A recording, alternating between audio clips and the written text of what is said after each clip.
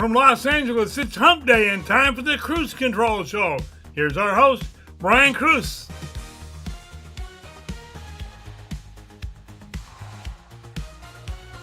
Brian, we can't hear you. We can't hear you at all, Brian.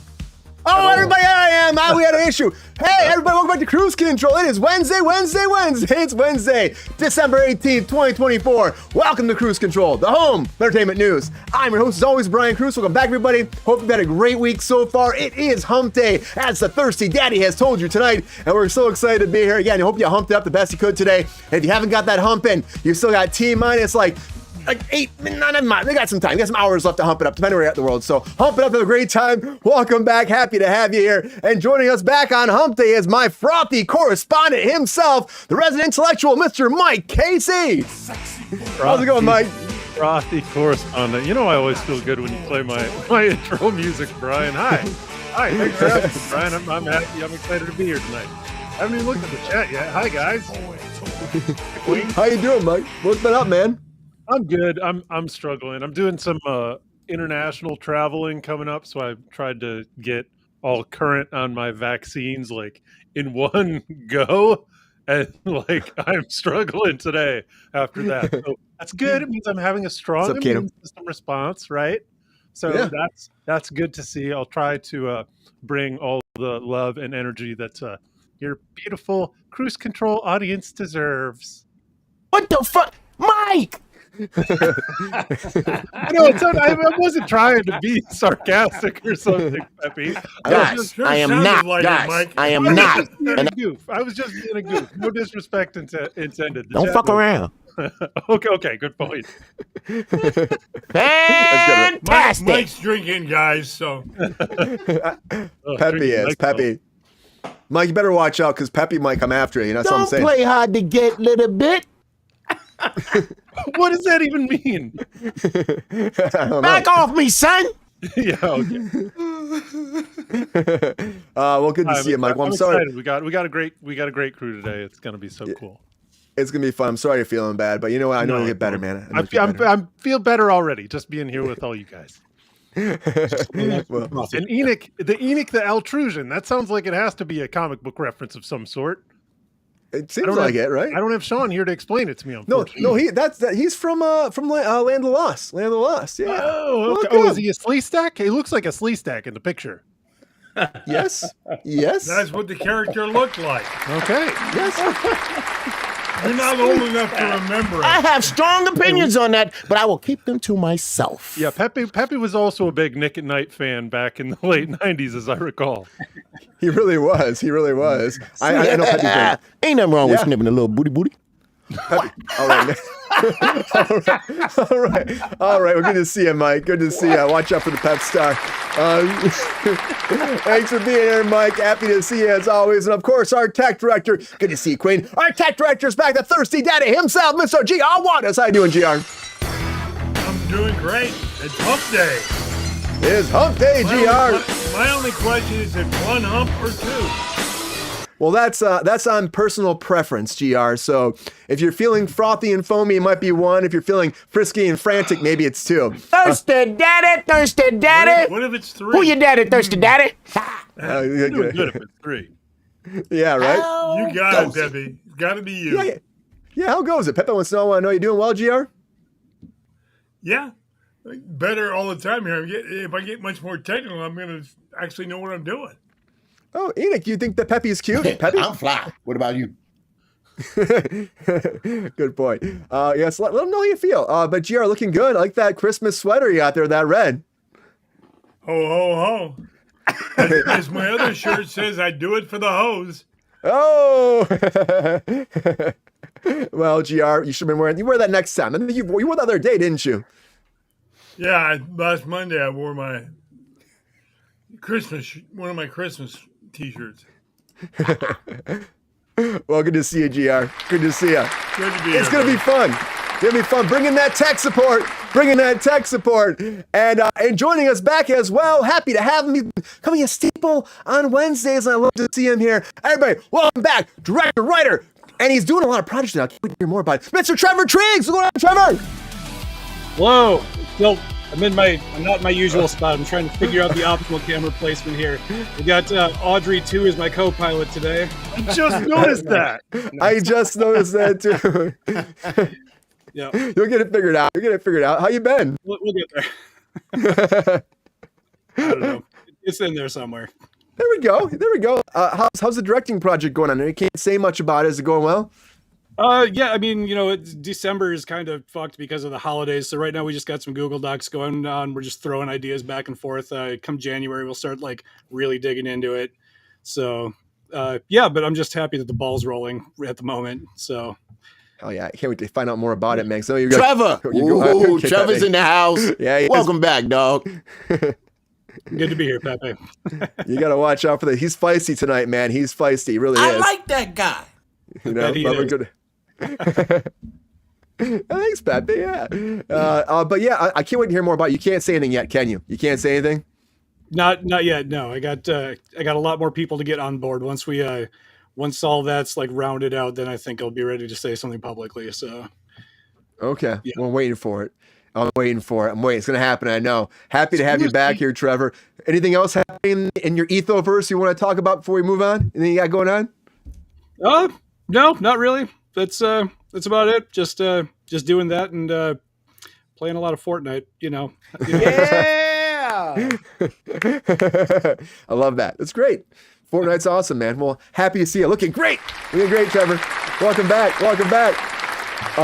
Also joining us back one more time, everybody. He's usually on a Monday. He's sliding into a hump day. He's been helping people out day in and day not, kicking ass. He's on the air himself. Everybody, welcome back. And his own show, the Show, Mr. Jonathan McFadden. Hey, what's up?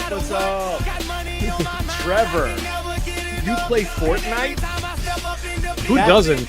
That's awesome. I love that game. I play it more than I probably even work. And how are you liking this new season with that, what do they call the Typhoon Blade or whatever? You loving that? I mean, I'm going to be honest. I mostly just play Save the World, so I don't really know what's going on in the new season. The What? What? Look at that face. What? What? You're not okay, you know what? It's cool. Because you know what? Fortnite comes in all different shapes, sizes, colors, and creeds, just like people. Inclusive. So, yes, right. It's true. So, There's I have so a much going on in question. Fortnite. I have a We're playing the question. same You game, two. we're playing How do you totally different play games. 2 weeks? how do you Just what? stay awake joke. for 178 How do you play consecutive 2 hours. weeks? Oh, I see. He's talking in terms of like chivalry, knights, sailors, and the classical No. sense of No, Fortnite. Yeah. a fortnight is 2 weeks. got it. It's mhm. it's true. Well, I love that, Jared. Yeah. Jonathan, how do Bloody you- hell, get with the language, sir. yeah, answer that you question, just have to Trevor. Stay awake for 356 consecutive hours. That's how you do it. Ah, okay. That There you go. explains it. Thank you. Well, Jonathan, welcome back. How you been, man? What's going Jonathan, can we be friends? Me and you. Pepe, first of all, we're already friends. In fact, there are times where I'm, in a meeting or I'm talking to like family members, whatever, and someone will say like, "Oh, can you hand me my water? I'm thirsty." And I'll be like, "Thirsty, daddy, thirsty, daddy." They'll be like, "What the hell did you just say?" I'm like, no, it's hard to explain. Why? Just tell me why.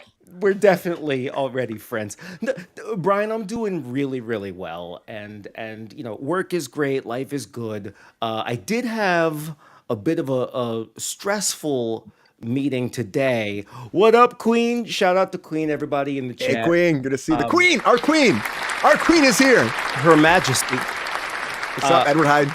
But I don't need to bring that up until you ask me about it, because then you know me. You know me, right? Oh, yeah. I'd rather take the rest of my yeah. time real quick and say, the mic that's on right now, is that the mic that created your theme song? Yes, it is. Yes, it is. Mike, that is an incredible pice of work. And Who made this ice cream? I would love to chat about getting something like that for myself.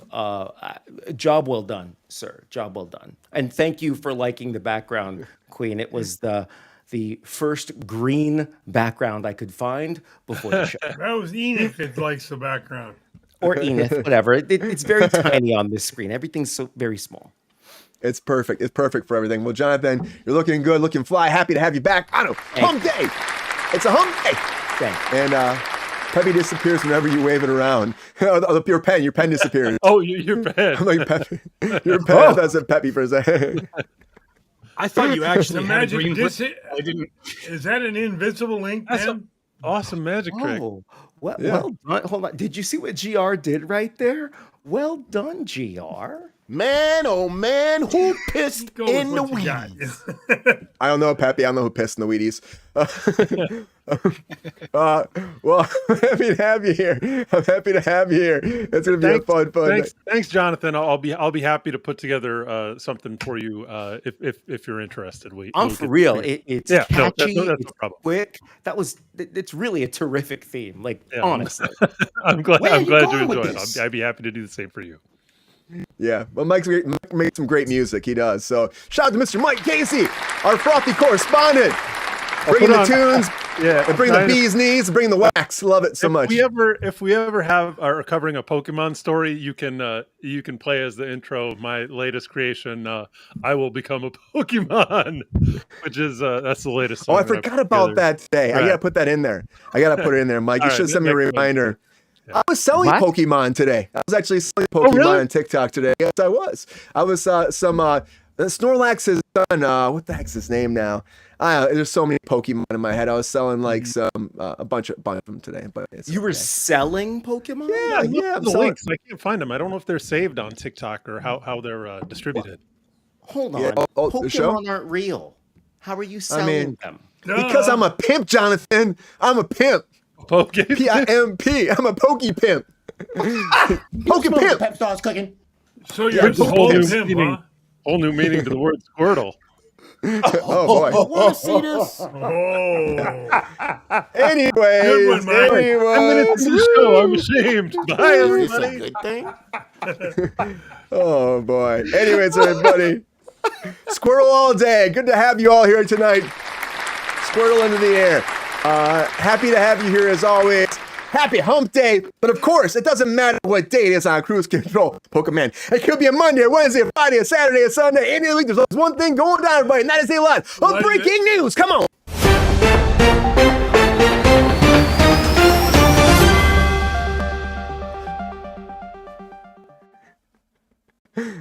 So Bad Monkey, everybody, is coming back for another season. Good old Bad Monkey with Vince Vaughn over there at Apple TV Plus has officially been picked up for the second season. I watched this show. I actually really like this show. It's fun. Vince Vaughn's a little tamed down and maybe he's getting a little older. I don't know, but I liked it. Detective show. The first season, and it's been a little bit since the season ended. People are like, maybe it's canceled. The reason why it's been a little bit till they announced it was because they're relocating to Los Angeles. They're waiting to get all their ducks in a row. Apparently, it was tough to shoot there in Florida where they were at before because they had a bunch of weather conditions. And Vince Vaughn lives in Los Angeles, so it's like bringing the production home.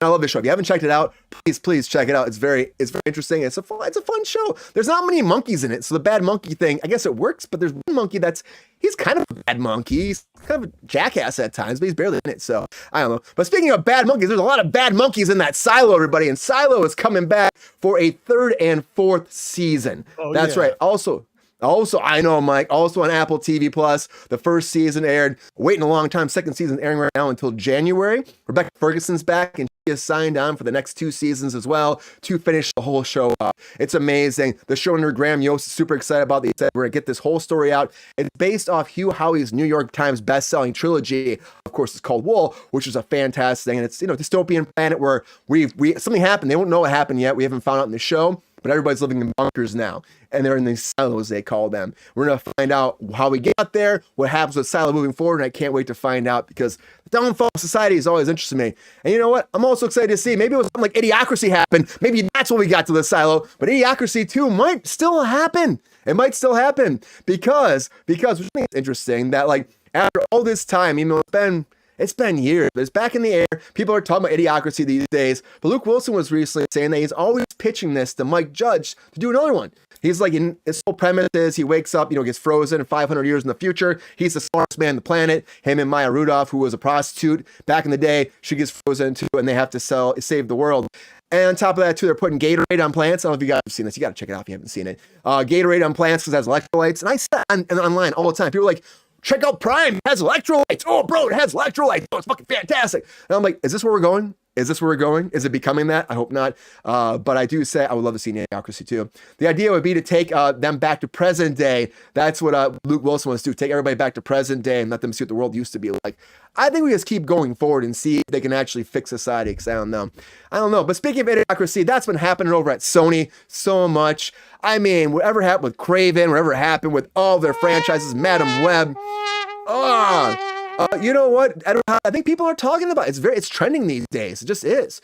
I think it'd be interesting to see. But what's happening here with the whole Spider-Man thing? Now, this is also for Trevor, because Trevor said that earlier last week. He said, "What's going to happen with Beyond the Spider-Verse?" Well, we do have directors assigned to it now. Finally, Bob Persichetti and Justin K. Thompson have signed on to direct the third one in Into the Spider-Verse franchise.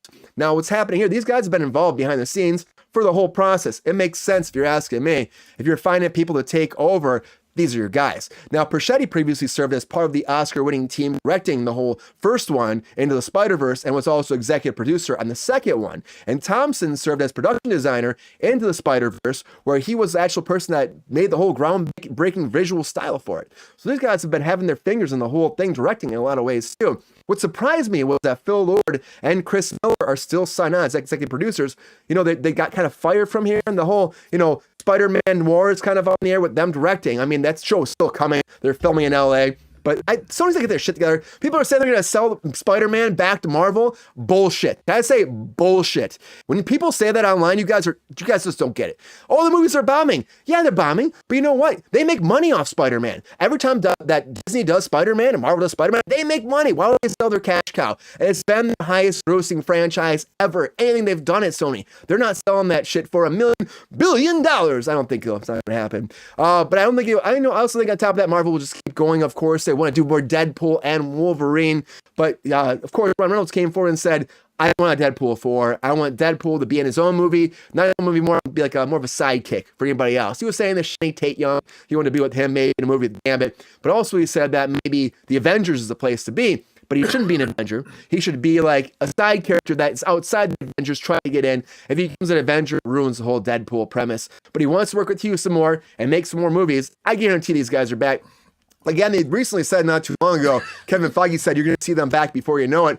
Now, Ryan hasn't confirmed that, but get ready for more Deadpool Wolverine. I know it's happening. Just like Chris Evans, I said for a long time, was coming back, talked about last week, coming back to Marvel. But now the rumor is he's playing Nomad. This is Jeff Schneider saying this. Jeff Schneider's always bringing all these breaking news to people, all these rumors, bringing it up, and people are like, take it by word.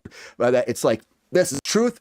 And sometimes he's right, sometimes he's wrong. And then, people are saying it's the best inside info. We'll see. But he said he's going to be Nomad, and Nomad is another form of Captain America, which kind of makes sense to me. We said last week, probably be Captain America, but it's a Captain America who's lost his moniker of like caring about the country because he's lost his hope in humanity and the United States government and becomes a man without a country, pretty much, serving no country. And that makes sense to me. There's also rumors of it being like an evil Avengers here too. I just want more Batista on these things, guys. I love Dave. Dave, friend the show, Dave Batista. And Dave is back in the news. He's doing a movie with Anne Hathaway now, based on a real life premise. It's an action comedy directed by Jonathan Troper over at Amazon MGM Studios. He's been doing a few things over there, but it's inspired by an actual sting which agents were opposed to infiltrate a global criminal enterprise at a wedding. That's where it culminated. The whole process went down in New Jersey, and they caught their suspects. But they're saying they're refashioning this now. And the thing is, you're saying refashion this, but they're pretty much like, they're two partners who are undercover FBI agents, radically different, but they actually end up liking each other. They first detest each other, and they like each other. They have respect at the end of the movie. That's like every fucking movie. Like, I mean, I've seen that premise everywhere. How is that anything to do about this criminal, taking this criminal like overlords down at a wedding? There's no wedding mention. You're just doing a cop movie. You do a cop movie. Just say it's a cop movie. That's all we gotta say. Dave and cop movie. Done. Sold. Done. I mean, okay, whatever. Actual events. I still love it. I will check it out. I like Anne Hathaway. I worked with her in The Dark Knight Rises. She was great. She's so bubbly and happy and go-lucky and exciting human person. And then Dave, friend of the show, of course. And sexy, like GR said. Damn, GR, get it, sexy. Where are you going with this? She's my movie crush. He's gonna take her to the bedroom. That's what's gonna happen with this. That's what happened. Hey, beautiful. Hey, can I get a little pet over here? Just a little Peppy, touch on the belly. Peppy, What's up, girl? That's GR's, Jeff. Peppy, calm down. Ask for a pedo? No, a pet. He asked for a pet. Oh, okay. You know, I have an opinion. I think we'd be canceled if I wasn't here. Yeah, it's probably true, Peppy. It's probably true. Probably true.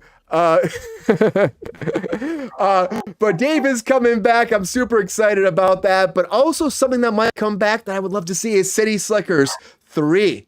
City Slickers 3. And people might not remember this movie anymore. 1991 was the first one came up, this Western comedy with Billy Crystal.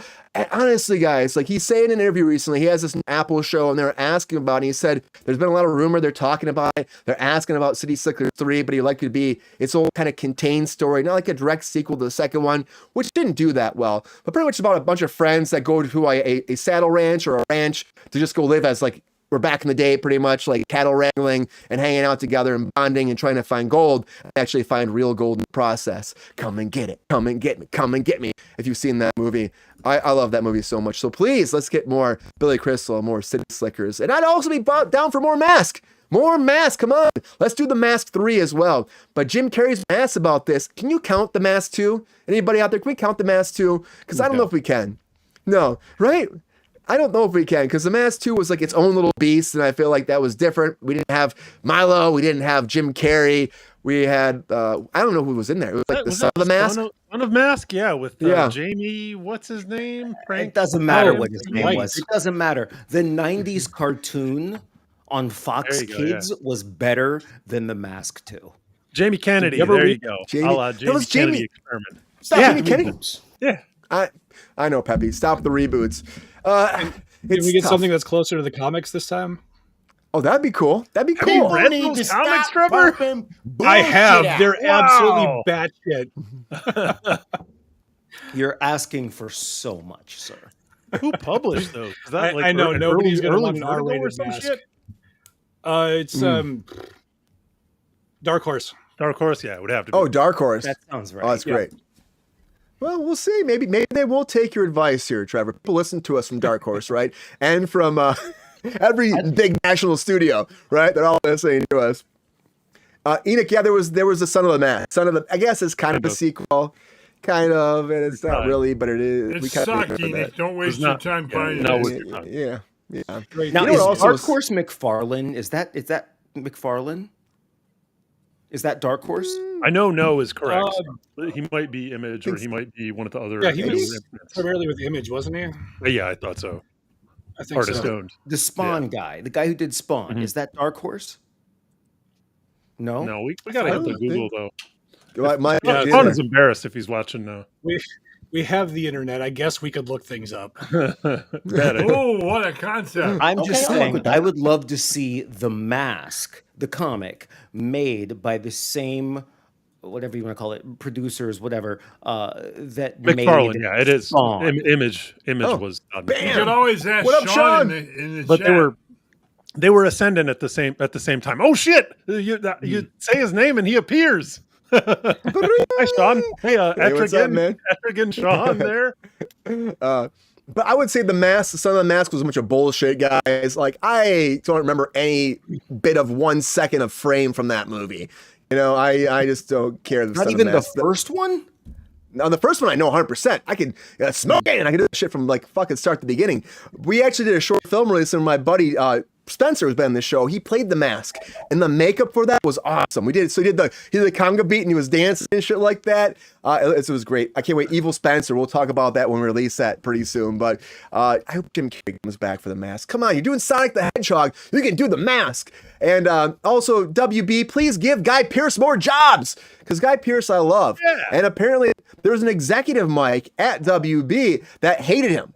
And so after Memento, he's like, I just don't know about that guy, I just don't like him. And that executive stopped him from being an Eddie Nolan film afterwards. He was trying so many times Nolan was to get Guy Pearce back in a movie, so much so he auditioned, or he was going to audition, actually read for Batman and Batman Begins. Although it was for, it wasn't Batman, but it was for Liam Neeson's part, for Ra's al Ghul. He was going to read for that. So he got into a plane to fly to England. When he landed, Nolan picked him up and said, hey, so they told me I couldn't cast you. Do you want to see the Batmobile and get some lunch? And that was it. And he's like, I guess so. Oh, fuck, right? Can you imagine? And he said that they just wouldn't let it happen. But now that he's at Universal, He's saying there's a chance. That's what I'm saying. Just saying there's a chance. I would love to see that. I'm not sure about this Oceangate situation, though, guys. We talked about the movie when this first of all, when this first happened, which you guys remember, like, of course, Oceangate was the ship that went down to see the Titanic, and they had their whole crew pretty much died. Their whole crew died. They couldn't find it for a while and imploded, right? Not pretty much. Oh, it did. It imploded. It imploded. And so we couldn't find anything. They were searching for them for a while. If you remember, this had a whole conversation because there was a movie, like right after that happened, someone bought the rights to the movie and were producing the movie. That movie's still happening. But the very first documentary is coming out for this now. They're working for, they're hoping that distribution will be across all major platforms. It's almost done. They're in post-production, hoping for a 2025 release. But the cool thing about this, interesting thing I should say, not cool, but interesting, is Aaron Egernisson, I probably butchered his name, who directed this, who is the last person to see the whole crew alive. So he was actually very much involved with the whole process. So I hope that he has some inside information to tell the true story and tell it right. This movie, what happened with this movie coming out, I have no idea. It felt like a cash grab when we first talked about it. Mike was on here when we talked about that before, right, Mike? That was like a year ago, something like that. I just hope the last person to see me doesn't direct a documentary about my demise. Can you imagine? Can you imagine? Where is Aquaman? We need him. Dang. So, Mike, I'm working on the documentary right now, so I'll let you know how it goes. What does that mean to me? If that weren't bad enough, Mike, the documentary about your demise got a 32% on Rotten Tomatoes. I'm actually happy. It went up, I guess. Yeah. It could be You know, worse. I got It could nothing be but worse. love for you. Oh boy, yeah. Yep. Sorry, Mike. It's gonna be okay. It's gonna be great though. I hear it's gonna be nominated for an Oscar. You know, Make it into Sundance, then it's okay. Even if I have, there's no standing ovation and everyone walks out. I appreciate. Yeah, well, no one's gonna walk out, man. I just say it'll probably be fine. It'll probably be fine, Mike, unless Will Smith slaps the fuck out of it. Then it won't be. But Will Smith's back in the news again because Will Smith right now is telling people, "Get my damn." No, he's not saying that. He's saying, guys. There's all these social media memes right now about Will Smith and Diddy hanging out at his freak offs, and Will Smith's pissed about it. He's like, "What the hell, guys? I don't know Diddy. I don't know Puffy. I don't have these situations." He goes, "I've been seeing all y'all memes and stuff, and I see the memes. Some of that stuff is funny. Some of it's funny, but I just want to say that very clearly, I don't have shit to do with Puffy. So you can just all stop with those memes. Y'all can just stop all that bullshit. It ain't been nowhere near no damn freak off." And then he went up to say, "I ain't been nowhere near that, man. Ain't did none of that stupid shit." You've done other stupid shit, though. But a lot of breaking news, everybody. A lot of breaking news. Johnny wants to win. Hey. Look up. Yeah, Tim, look up. I'm excited. I'm excited about Look Up. That's coming out. The trailer comes out tomorrow. We'll talk about that on Friday, the Superman trailer. After all this time, we're finally getting in to find out if it is a shitstorm or if it is the storm to rule them all. We'll find out. But thank you all for being here. Happy hump day. Get your Tyrannosaurus Rex out there and hump away because it's going to be a great night tonight. And I got to say, all my guests have to have a moment to break down their thoughts, their opinions, their facts, their way of life, and what to say is everybody's hot takes. Let's do it.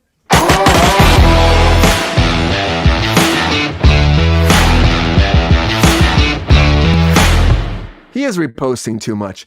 Everybody, now it's time for those hot takes. This is that time I put 1 minute on the clock, and all my guests get 1 minute, break down all their hot takes and all the latest breaking news. Now, we got like 11 or 12 topics here. Can they make them all happen before the bomb blows up, or will they not? And you know what? Again, I've said a million times. I'll say a million more. I'm not going to buzz you anymore unless I really get mad. I don't know. Or Peppy gets mad. I'm going to let you celebrate your hot takes. It's down to you, the audience, to decide who is our hot take master, who is the one that rules them all of the hot takes. We're going to find out very soon. We're going to go to our panel and see who goes first for the hot takes. GR is looking very healthy. He's a thirsty daddy, GR. He's looking thirsty. That's what he is. Mike, who should go first for those hot takes? Wow. Look at Jonathan hiding over there behind his green brick. I can't wait for your hot takes today. Wiping my glasses off very, very slowly. You can have a minute. Let's how about GR tonight? You got that You want GR? Edgy energy. Oh, that thirsty energy, huh? That thirsty energy, the thirsty man himself, rocking that Christmas sweater. You had all ladies on Monday except for GR, and I can't. Who's the guy from Craven? Aaron Taylor Johnson. Aaron Taylor Johnson, yeah. They were thirsting over GR, him. You weren't even thirsty in comparison to the other guests on Monday. So we gotta. Well, they were a hell of a lot better looking than I am. Okay, never mind. I take that back. You are equally as thirsty. Okay, but that means you gotta go. We had a great time on Monday. We appreciate you all tuning in on Monday. That was here too. Great time. We have a great time today because it's hump day. GR, I'm not giving you a hard time. I love that sweater, actually. That looks good on you, man. I'm happy you're rocking it. So good. Here we go, GR. Right? Look classy. He's looking Christmas classy tonight. That's what he's looking like. Christmas class, GR. Christmas class, and beat this hot takes ass. Are you ready, GR? Let's do it. All right, it's hot take time, GR. Get thirsty, get sassy, get sexy, get sophisticated. Uptown, roll it up. Uptown, pump you up. Hot takes in 3, 2, 1. Get it, hot takes. Bad monkey back in L.A. Well, amazing what 20 million will do for you in bad weather in the middle of nowhere. Silent, they're going to fill out the books. Thank you. I've never seen it. Didn't care. Idiocracy sequel? Only 19 years later. Who cares? Spier-Verse. Thank God they got the director. Let's wrap this thing up and make it go on forever. Deadpool? Avengers? Yeah, well, why not? Chris. He's going to be Nomad. Quite possibly. They hinted at it in the last Avengers movie. Let's see who has Batista and Hathaway in a romantic comedy cop show. Interesting.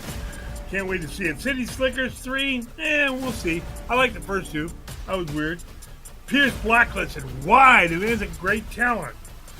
Oceangate documentary. Be very careful, guys, where you go with that. And Will, he's whining again. GR, great hot takes. Thursday, Deadhead. Thank you. The Stone Cold Thirsty Daddy, everybody. How's it feel, GR? It feels fantastic. Woo! Great hot takes, GR. Great hot takes. Thank you, sir. Mm-hmm. Woo! Okay. My frothy, foamy, buttery, nipply, Mr. Mike Casey. Who's going next? I don't know if I've heard nipply before. I'll do it, Brian. Well, I mean, last Wednesday was nips a lot. I don't know. I tried renaming the episode to nip something, and I took it away because people weren't attracted to it. So I changed it back, and the numbers started going up. Nipsey Russell played the Tin Man in The Wiz. There we go, Nipsey Russell. Geeking out. Shutting up. Go ahead. Hey, I like it. I like it. Geek out all day, Jonathan. Okay. All day, any day, upside down, inside out. Find out what it's all about. All right, here we go, Mike. Okay. That is not how that goes. But I did enjoy the hula hoop action. That was nice. I'm doing a little something. All right, Mike. Let's get serious, sexy, sophisticated. Up, down, left, right, square root that sumbitch. Let's get some fucking hot takes in here. I can't do karate chops again, Brian. They're working too good. It's too much of a cheat. Just do something kind of like, woo, I mean, just be like a big, I don't know, frothy, foamy. How could I do anything but that? I'm a frothy, foamy octopus the moment I came out of my mother's birth canal, bro. With a massive twinkle in your eye. All right, Mike, it's hot take time. Show them what it's all about. Show them what's going on. Up, down, left, right. Make that shit happen, Mike. I believe in you. Here we go. You got it, dude. I'm ready. The man of the hour. Intellectual capacity to 11. Hot takes in 3, 2, 1. Hot takes.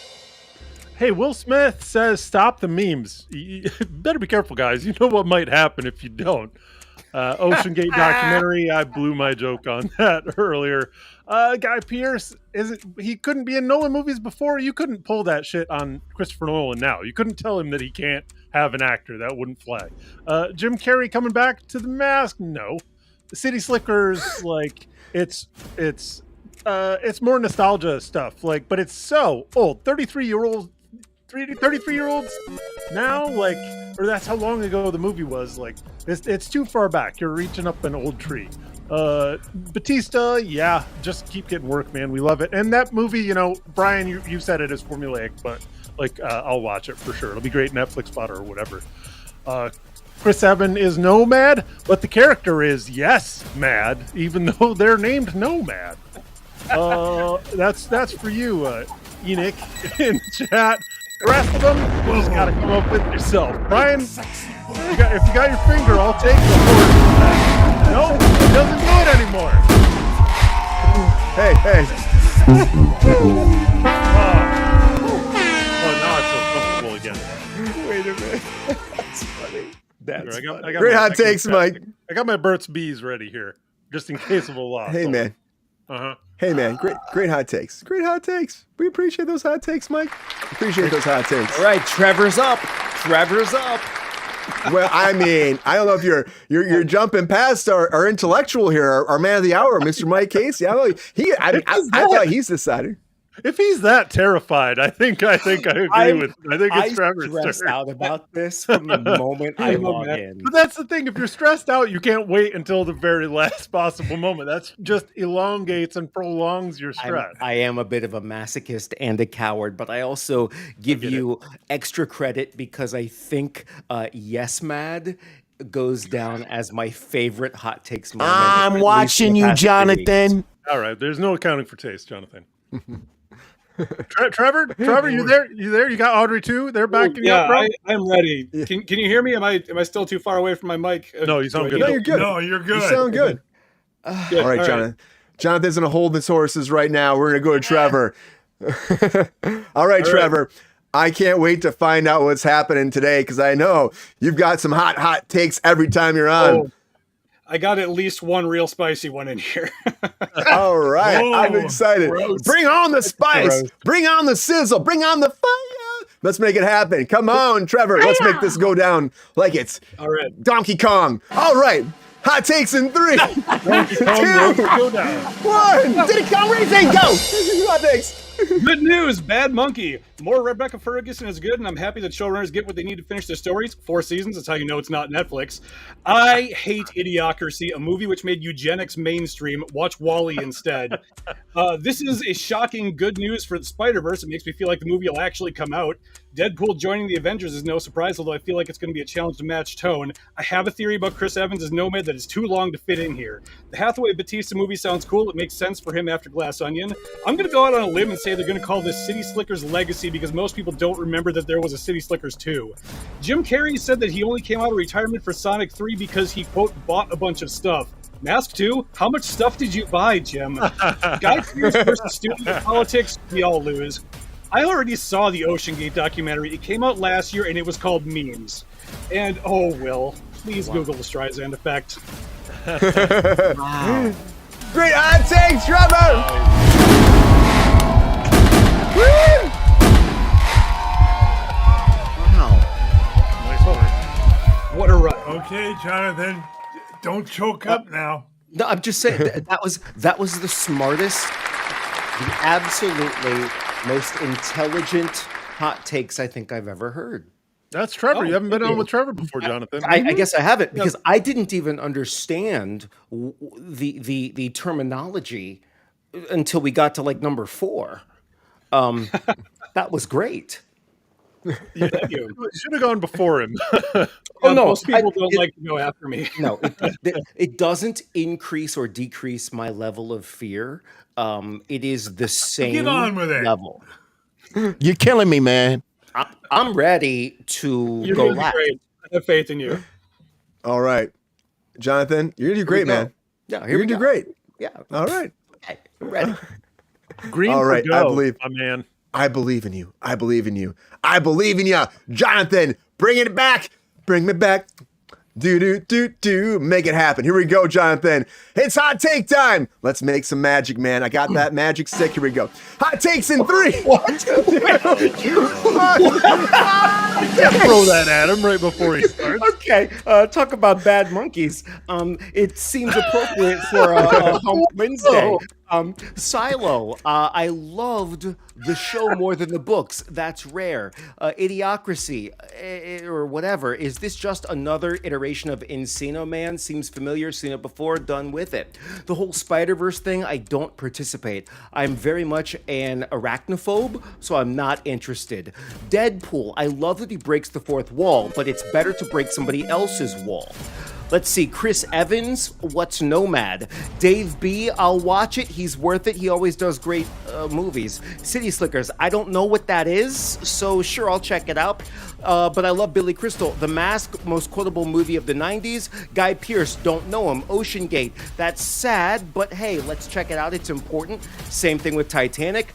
And Will Smith has no room to criticize celebrities who use their fame to break the rules. Hell yeah, great hot takes, Jonathan! Woo! Go. No, I'm good. I'm just posing. I'm live. I'm just posing. almost felt like he froze, but great hot takes, Jonathan. Great hot takes. Spicy, sexy, and sassy. I'm putting out the poll right now. You tell us who you think should win the Bad Monkey hot takes of the day. And you vote, By the way, please. Brian, It's up to you. wasn't there was a line that I think you or maybe Mike said that I also marked down as being very unique. Something about like a sticky wicky octopus or something. What did you guys say moments ago? Yeah, I said Something Mike about was a frothy, foamy Mike was talking octopus. about Frothy octopuses out of foamy, his yeah. mom's birth Frothy canal, which is foamy. not- Jesus, GR. Jesus. You got to stop talking about my mom's birth canal, Gr. You Oh, brought it up. boy. Not an octopus. Only Wednesday. Yeah, What the fuck? Is that a serious question? Brian was riffing. He came up with an octopus out of nowhere. He likes to go to animals when he's riffing. Brian, am I wrong about this? It's very true. It's very true. I think you could write a book or teach an online masterclass on this improv thing that you do, Brian. The very sticky octopus. Yeah, I Snip, really snip, don't I know. don't One know, of those man. children's books. This smells pretty funky to the me. very I'm curious with you on this. caterpillar and the Nicolene, we know who you're voting for. Oh, Jesus Christ. This one my mom had to here. Yeah. But, Yeah, Pepe. We're going to find out who's I winning think these that hot might be a takes. prejudicial vote, Mike. Maybe so. But I'm intrigued by one thing. Trevor, what about Nomad? Tell us, man. The whole world wants to know. What's your take on that? Okay, so like after we talked about this last week, I gave it some more thought, but I think the key for me was I don't know if you guys talked about this earlier in the week, or did you see that they confirmed Haley Atwell is coming back for Doomsday as well? Yep. They did. we got Chris Evans coming back. We got Haley Atwell coming back. The movie is Doomsday, so Doctor Doom is the villain. We know that the Fantastic Four movie takes place in the 60s. I think that the Chris Evans we were going to see as either Nomad or as Captain America is going to be the one from after Endgame, where he went back in time and relived his whole life with Agent Carter. Ooh, I like that. I like that a lot. You're right, because I feel like what you're saying right there is like he can't stop being Cap, right? So he would go back in time and he would just keep doing the same thing because he can't give up on it. And then maybe he gets jaded based off of if he would have lived at that time, he would never became the Captain America that we expected to have in the future, right? Sure, I mean, either way, Captain America or Nomad. My main thing is just like I feel like this is going to be because like we don't know what's happening with Doctor Doom yet. But if the Fantastic Four movie is set in the 60s, we have to assume that Doom is coming forward from the 60s, and I feel like Captain America or Nomad and Agent Carter are probably going to follow him. So Yeah, maybe I it's think going to get sucked into that vortex, right? Right. Like I think that's the angle that brings Chris Evans back into this. That would make sense. I mean, if you're already in that era as it is, there have been rumors that's like a different multiverse, different universe too, which I don't know. It seems like a lot to be like, oh, this is a different universe, and then we come over here. Well, I think that makes sense also, especially like given what we did with like Loki and with Deadpool and Wolverine with the whole TVA thing. Like when Cap went back to return the stones and then stayed in the past, he created a branching universe. So therefore, like that's the universe that Fantastic Four and Doctor Doom would be coming from, is the one that branched from Cap jumping back in time and doing his shenanigans. I like You know, that. The interesting Jumping in thing, space. we talked about Monday to bring Right. Agent Carter back. Is that how they're going to bring her back? That's what you're saying. Yeah, And- that makes sense. That makes sense. 100%. This reminds me of the X-Men animated series in the 90s. You know, there were a few episodes where, you know, Storm, my favorite X-Man of all time, ask me why if you care, but I remember you said before you thought RuPaul should have played Storm. right, You remember that right, before? because she has to announce everything that she does, right? Winds from the north. It's like, God damn it, shut up, Storm. We're trying to sneak up on Magneto. Anyway, all the X-Men, they're beating up the, what do they call it? The Centaurs? No, the Sentinels. The Sentinels. Yes. Right. And that was cool. But then they got into this weird, like, time slip, time crunch thing, and the story got all complicated. My thing is this: why does every story with Marvel have to start involving like the time space continuum and making things so complicated? Fight the bad guys. That's why I like DC. Just fight the bad guys. Don't confuse us with all these Neil deGrasse Tyson level theories. Just fight them and win. Dumb down pop culture, guys. You got it from your boy Jonathan McFadden over here. Right. For pop culture, you're getting too over the top, too One more much time. homework. You gotta bring When it back. I want to learn something, I will tune in to Astrum on YouTube or the History Channel. When I'm trying to just understand good versus evil, let me just watch Cyclops blast MFers with his laser eyes. None of I this don't wanna play know, man. I couldn't Cyclops. time just stuff. learning things from the History Channel anymore. By the way, did you know those laser eyes, they're not lasers, they're openings to another dimension. Did you know that? What? Yeah, Did not. I did not know read that. He up. made that up. I did. Oh, shit. I didn't. It's actually a real thing. His eyes are portals to another dimension that is pure energy. Is it Cyclops? Cyclops. Yeah, Cyclops. Yeah, naturally. I mean, where else are you going to get that much energy out of nowhere? Right. Gotta be another dimension. Right. Will Smith's hand. That's where you get that much energy. Will Smith's hand. Whoa! Well done. Well done, Brian. Give yourself an Careful. applause thing for that. That was very I'll good. take it. I'll take Very it. Very good. Also, I've the been best trying to think segue. of the name of the guy because I just watched the X-Men cartoons of the guy that when they start doing the time stuff in the original X-Men cartoon. Bishop? It's Cable. Who is Cable. actually the son of Jean Grey and Scott Summers. Exactly. Mhm. Right. Yeah. Yeah. It's an incredibly dramatic soap opera. Honestly, that whole It storyline. really is. Yes. Son, Scott. Where's our son? Anyway, congratulations, Trevor.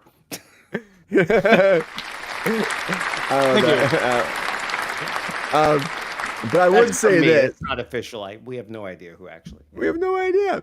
GR, what do you think about that? About Jim Carrey and The Mask? Does it make sense to come back for The Mask 2, or should I say 3? And then you think though too that like Trevor said, is this just like did he spend way too much money? That's why this is happening. Well, he admitted he went through 300 million, so he needs work. Holy shit. It's a lot of money. It's a lot of money, GR. What's he buying? That Europe? was his. Yeah. He got Small islands? He bought Russia because Putin's all fucked up. So Sold it. So the Jim Carrey. Jim Carrey's like, I like it there. It's nice and cold. But it's just messed up, yeah, GR. Mask 2, can it do well? I think that would be like a big movie for him if it happened.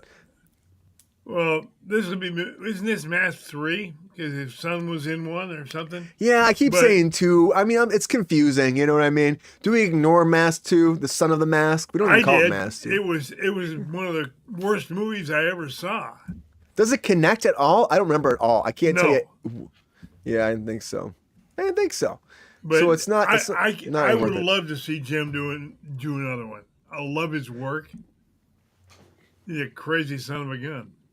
Yeah, he is. I love him, and like I actually like him as Robotnik. He's doing the new one comes up this weekend. I'm gonna go see it tomorrow. I'll go see it. I don't care. Sonic the Hedgehog. I'm like all about that. Give me some chili dogs. You know, I'm all about that. I'm about that Sonic the Hedgehog lifestyle. That's what I'm saying. I'm about that. Jaleel White, Brian. Jaleel White.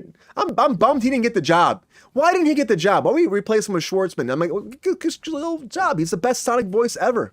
He was so great. He's like in my childhood. Like it's like Peter Cullen is Optimus Prime. Like he's Optimus Prime. Right. Jaleel White is Sonic the Hedgehog. That's all I'm saying. You know, that's what I'm saying. But okay, Mike, let's go to you for a second here too, Mike. What do you think again? So, Idiocracy. Do you feel like Trevor here? Is this like not a movie anybody needs, wants, or needed from the first place? Or do you think that, because he's been saying too, Mike Judge has still not said yes, but he pitches it constantly. Are we in a place in the world where Idiocracy 2 makes sense? It's a great question, Brian. Like we could dig into on this for a long time. Like I was very interested as soon as Trevor called it out as I don't know, it's notionally kind of referencing eugenics. It's not necessarily supporting eugenics, but it's saying that cultural elements affect the emergent qualities of the next generation of humanity, which could be problematic in and of itself. Brian? I don't know if you have the 2-shot set up there. Can I ask just ask about this from the man himself? Because I think this is worthy of discussion to me. Dude, you can get in there. You can get in there. All you want, get in there. Because I was a big fan. I was a big fan of the original. I thought it was super funny. Like, and it seems like it's valid to consider that there are problematic elements to that too. Although saying, "Hey, welcome to Costco, can I give you a hug?" Like, it's pretty great. Like, there are also things that you really can't criticize. We don't have any time for a hand job. What? I think you're wrong, Pepe. Anyway. Wait, was that Pepe or Brian that just said that? The world never know. Jeez. The world will never know. Line's real blurry sometimes. Fantastic. I like Enix's comment. So we're dependent on Gen Z. We're descendants of Gen Z. If I could read descendants of Gen Z. How linear time works. So yeah. Everyone in the future is going to be descended from Gen Z. I don't know what you're at here. I guess my question is why would you? Because I don't think this is going to happen. I think this is just an offhanded comment from Luke Wilson, because this is the comment that he gets every day in the street. They're like, "Oh, haha, you were great in that movie." Like, whatever. It's a cult. I mean, like, because I know that people have confronted Mike Judge directly about the eugenicist overtones of Idiocracy, and I do think that Mike Judge has probably internalized that and really taken it to heart. So that might be why he's not saying he'll do a second one, or he might just not want to do a second one. Either, I don't think he's ever done a sequel. No, that's not true. There was another Beavis and Butthead movie, wasn't there? Right. Yeah, there's a new one.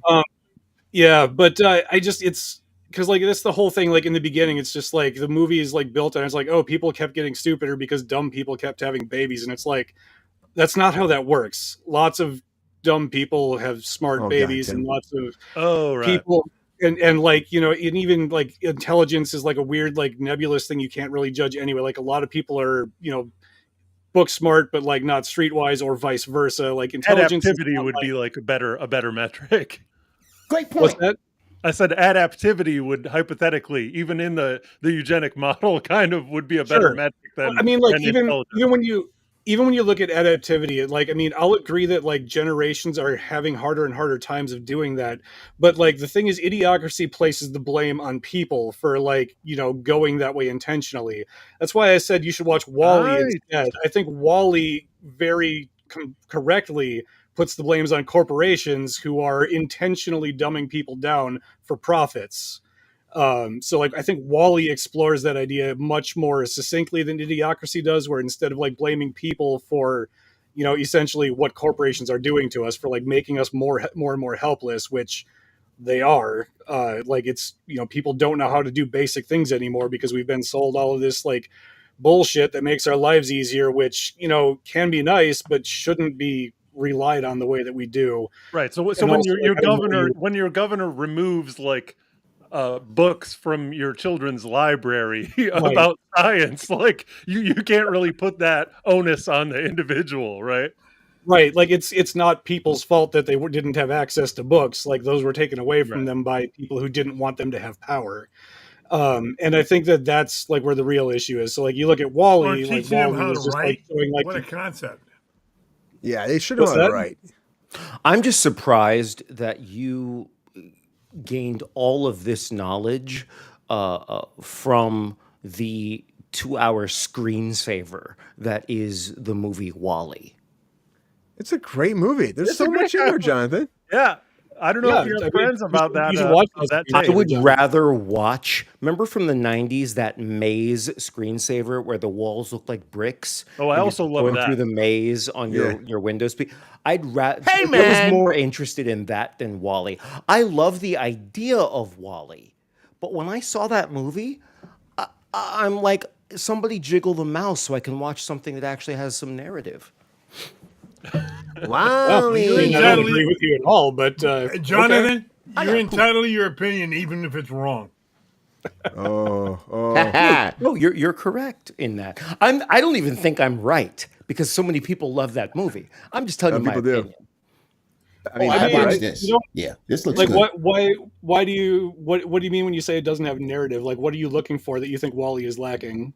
I don't know. I didn't make it that far. Oh, Did you didn't see where they get to space, did you? I Is it don't because there's remember. no It was dialogue for the first half hour? no, maybe it was a long time ago, and I have severe ADD, so I made it about 8.5 minutes. I think. Oh. Give it The premise give it is more another interesting shot than the and just plot. like intentionally focus in on the details. You know Like, what? Oh, go ahead. Go ahead.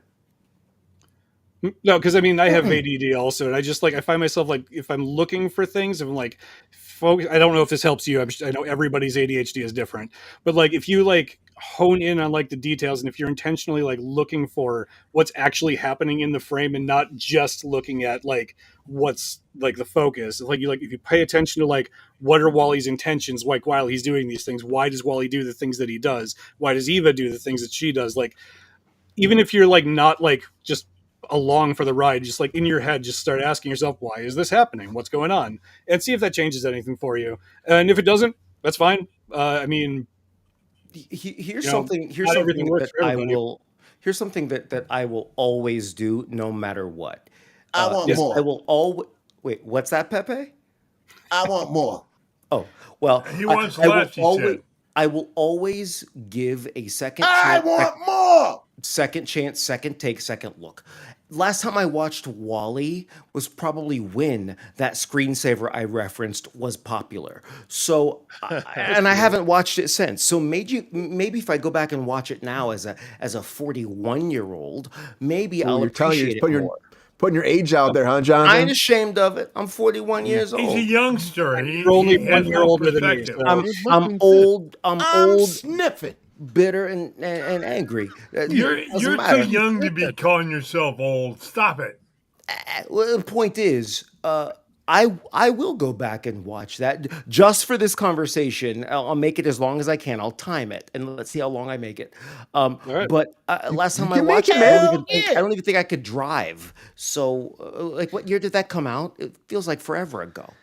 Oh, it had to be like mid 2000s. Yeah, 2007 maybe. Oh, all right. So Yeah, I guess somewhere around I guess I could drive. But point is, it didn't interest me then. Maybe I'll have more to say about it now. Maybe it'll have a greater impact. 2008. I'll try it. Let's see what happens. Yeah. Sure. Well, Next topic. And I mean, even if you don't make it through the movie, just like watch a video essay on it on YouTube or something. You can get what you need out of that. Brian has Check a it drop out. of Pepe it out. saying next topic. hey, it's not me. It's It's, like- that's Pep. Dude, Jonathan. Lies. You're right. Lies, Peppy. Lies. We do have a winner of hot takes, and that is reality. So I'm ending the chat right now. I'm Reality ending the wins, chat. everybody. Yeah, reality wins, right? So right now, without further ado, everybody, happy hump day. We have a winner. And our winner of hot takes for this hump day edition of Kruse Control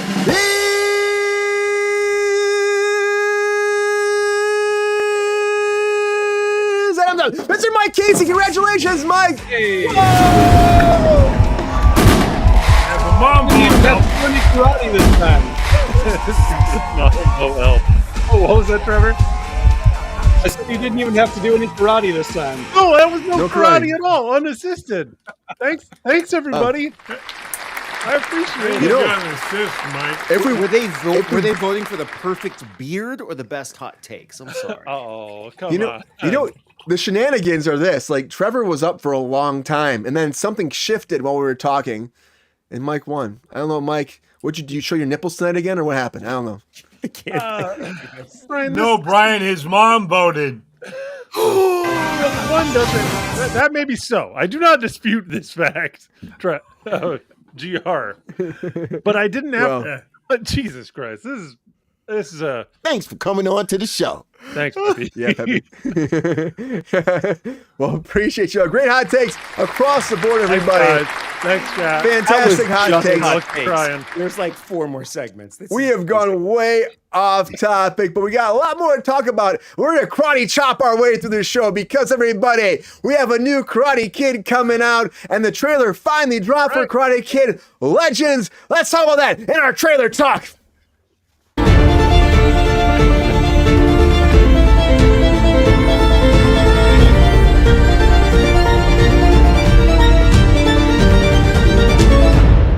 All right, Karate Kid Legends, the trailer dropped, and now we're finally going to find out what happens with our big crossover event with Jackie Chan and with Ralph Macchio colliding Karate Kid worlds. And it's like, I'm wondering, really, are we going to touch on Cobra Kai? The Thirsty Dad and I talked about this earlier. We were like, are you going to do Cobra Kai at all? Because there's been like 5 seasons of that, and we're still finishing up that whole Cobra Kai world. And are we going to have that, or are we going to ignore that? I bet we tied in somehow. I think we will. But now we had this big casting call for the new kid in Karate Kid, introducing him now. I'm excited to see how this goes. I've been waiting for this trailer for a long time, as we all have been. It's dropping on May 30th. Let's watch this together and see what we think about Karate Kid Legends. And without further ado, here's the trailer. Yes. I haven't seen this yet. Our traditions are rooted in history. Kung Fu, karate. The tree grows strong. Yeah, Jackie Chan.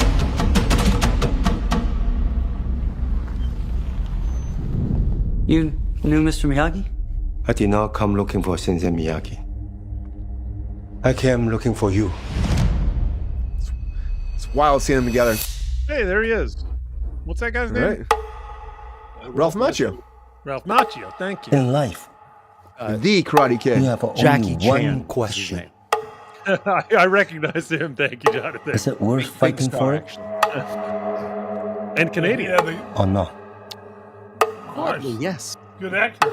Lee means to me what you meant to Sensei Miyagi. Yeah, he really made it work with that the whole series coming back, didn't he? He got a movie. After like I'm 5 doing this for seasons. all of us. Whatever it takes. Hadouken! Sorry. 2 That was branches, dope choreography. It was awesome. Yeah. 1 tree.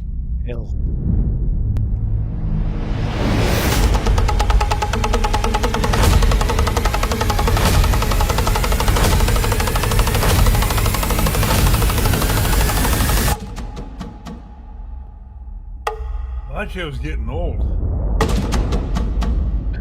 He's got to be your age, Brian. Oh.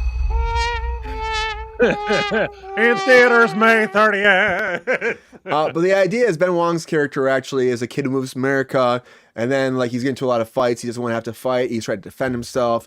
He gets with Jackie Chan's character, and Jackie Chan tries to get him into the tournament, apparently, teaching him how to fight. And then he gets Ralph Macchio to come on to actually help him pretty much, conquer the whole karate scene. And Ben Wong actually has been, they did this huge open casting for him because they wanted like a new Karate Kid, and I think he was actually in, which is funny, I think he was actually in a Netflix show, like a brief part in there too, but pretty new on the scene. I think the choreography was actually great, where it's like Mike was saying, I like some of the fight sequence in here. I think it's nice to have a new person like this, a new face like this. And Jackie Chan makes sense because if you watch Cobra Kai, of course, you don't have Mr. Miyagi anymore. And I think Jackie Chan kind of seems like he's trying to fit that void that we've missed out from Mr. Come Miyagi. on, he's lot a of ways. natural. Like if you were a studio exec looking for somebody to plug into that role, like he's number one on the call list, right? Yeah. Bingo. Yeah, 100%. But I think that's why, like that last movie, they went for him, but then again, they had Jaden Smith and it didn't do as well. I think we're trying to like revamp in a way like it just didn't work. And I think what we do with Ben Wan here is we have a character that is, coming to the world, and it's like coming from that old world of karate from back overseas. I think that's interesting too, which maybe will make this more like connect with people. I actually kind of like this trailer quite a bit. I like the idea of having Ralph Macchio in here. But again, like as Queen said, we have Cobra Kai that's still very relative right now. Mike, the idea that we have Cobra Kai, we have all these seasons, we know what Ralph Macchio's character, Daniel Sun's been up to. It's a lot now. We know what Daniel Sun's been doing. So my question is that taint this movie at all, Mike? All the existing Cobra Kai stuff? Yeah, all the IP we already have.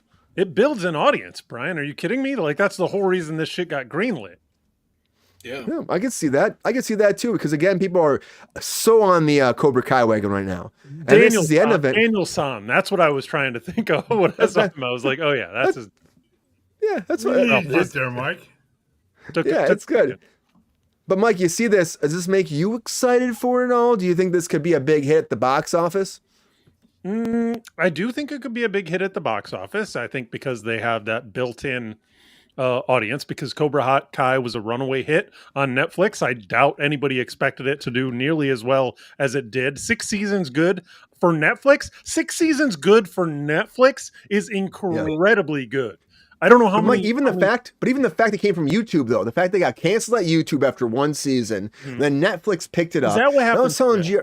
Yes, yeah. YouTube tried to do like their own original account. When they first started original YouTube network, original content. And the first one they did, they picked up Cobra Kai, and then they were shooting it in Encino, not too far from here in Los Angeles, and did 1 season, and people liked it, but they kind of it was like YouTube Red, it was called. They kind of shit canned the whole thing. And when that happened, Netflix picked it up and kept it going. But what they did, I think, second season from first season, up the production quality, and also on top of that, made it more focused on a combination of Ralph Macchio's character, Daniel San, Daniel LaRusso, and of course with his arch nemesis. And I think when that happens, I think it made more interesting. Yeah, it's amazing that they also brought back the I don't know, the bad guy from the original Karate Kid. He makes me think of those 80s bad guys from ski movies, like the ones that wear the matching suits and show up and are like, they're movies. like the ones who Johnny Lawrence, man, wealthy parents, and Johnny Lawrence, and he did a great job bringing. I only think I saw him maybe halfway into the second season, but they bring Kruse in. They bring Kruse back, man. Who Kruse is like the runner of the dojo of Cobra Kai.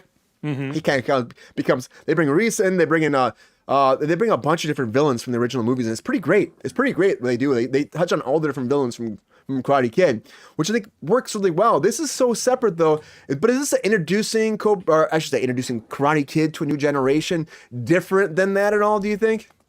That's a good question. I mean, I don't know if it's new introduction, but it might be kind of an extension of the universe, because I think that every new iteration that you get, and possibly every new iteration with an even greater budget, with an even greater advertising budget, might expose more people to it, and then like make it more likely that we're gonna get Ghostbusters cartoon, but the Karate Kid variety, like that kind of if you see the association that I'm making there of people just trying to expand.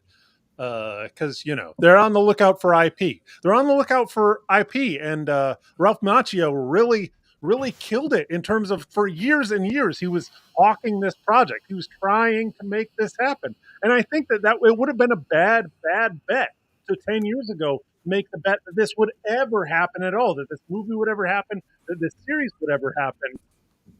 But I don't know. I think he got some kind of Hollywood tenacity going on there.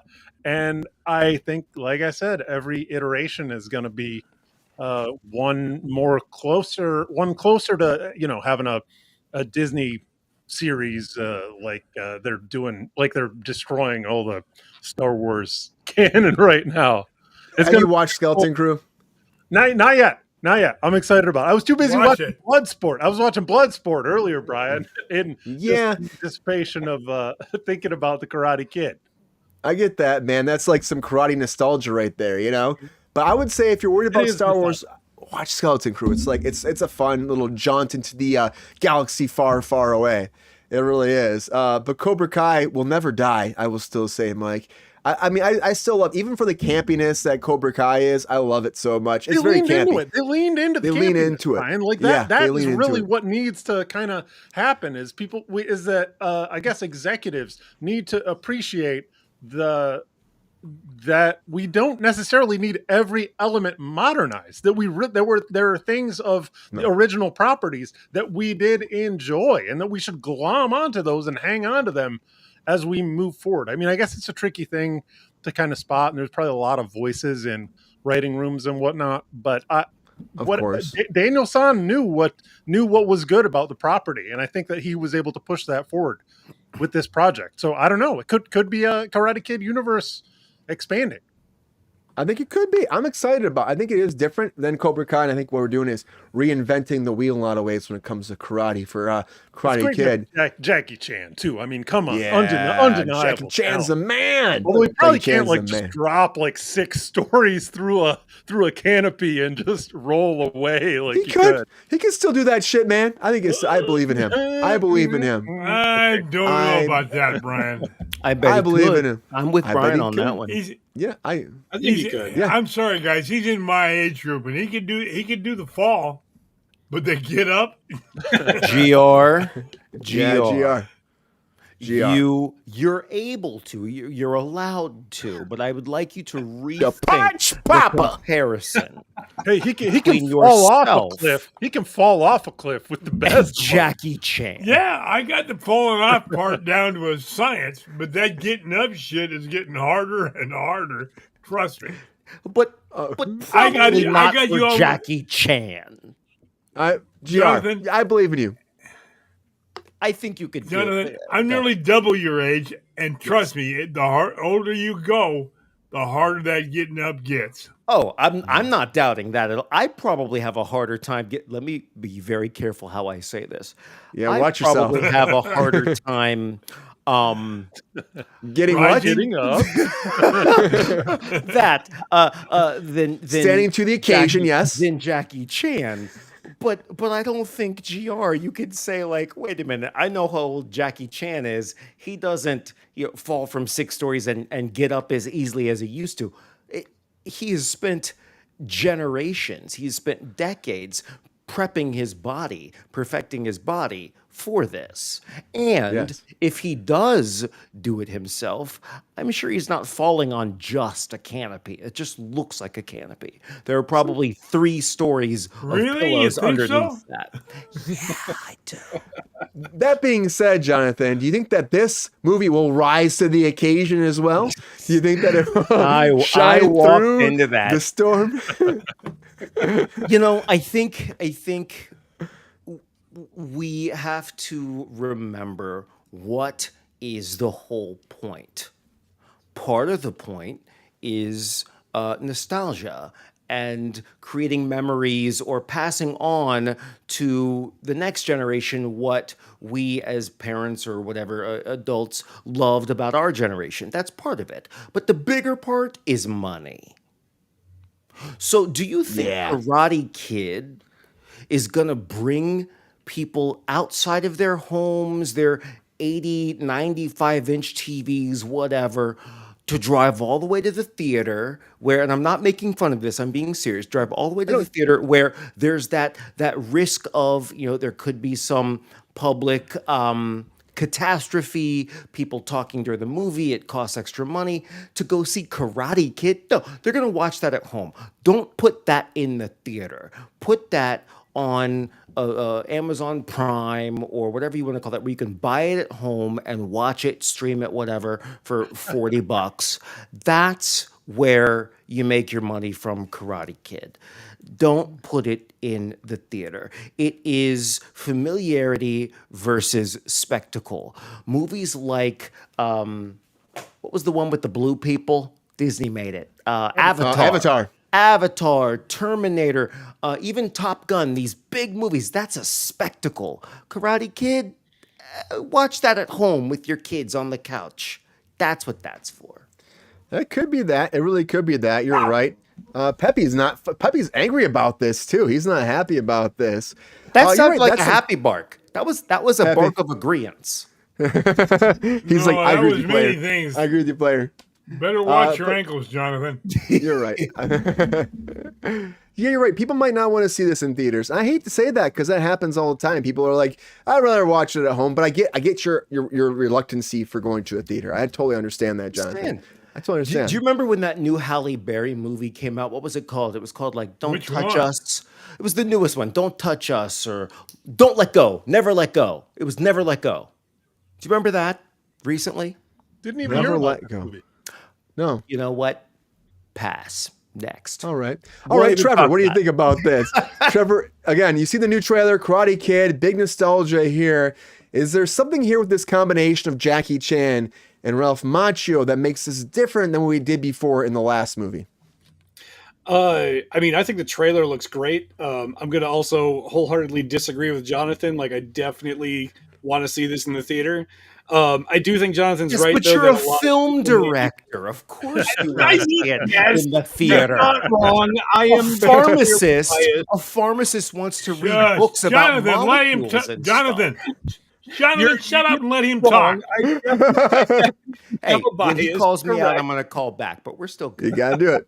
You gotta do But, it. I mean, like, and I also like, I'm just like a theater, like, I don't want to say purist, but like, I think people, I wish people would go to the theater more. Like, I just think the theater is still like the intended delivery method for films, and I wish that more people would go. But no, Jonathan is right. Like, streaming is the way that things are trending, and especially now that everybody has like a freaking 90-inch TV and a giant surround sound system in their house. Like, definitely, like a lot of people will opt for that. But I still appreciate having like the option to go to a theater. I still will go to a theater for a good movie. And I mean, I'm going to have to catch up on my Karate Kid. I haven't watched these movies since I was a kid, but like I have a group that gets together every Monday and watches Jackie Chan movies now. We've watched like Hell yeah. 30 Jackie Chan movies this year, which means we only have 100 to go. But yeah, I mean, I think like we'll probably like as a group like go out and see this. So there's at least like 5 or 6 tickets they're gonna sell. Yeah, right there, you know. Some people will go and see it. They'll be waxing on and waxing off all day in the Wax theater. off. You're damn right they will. And may I clarify a point real quick, if I can, for Yeah. Trevor, with Trevor. Yes, Yeah. please do. Trevor, I'm not saying that this movie won't be as good in a theatrical type setting. What I'm saying is most people have their version of a theater in their home, even if that theater, I'm not saying home theater, I'm saying even if it's just a 45-inch TV that you're sitting, 8 feet away from or whatever, you have more around you that is that the reminder of why you like Karate Kid in the first place. Family, nostalgia, whatever. Going to a movie theater, watching it, yes, there's an element of nostalgia there. But if watching something just on a really big screen, if that's the only reason you go, then yes, the movie theater is the place to do that.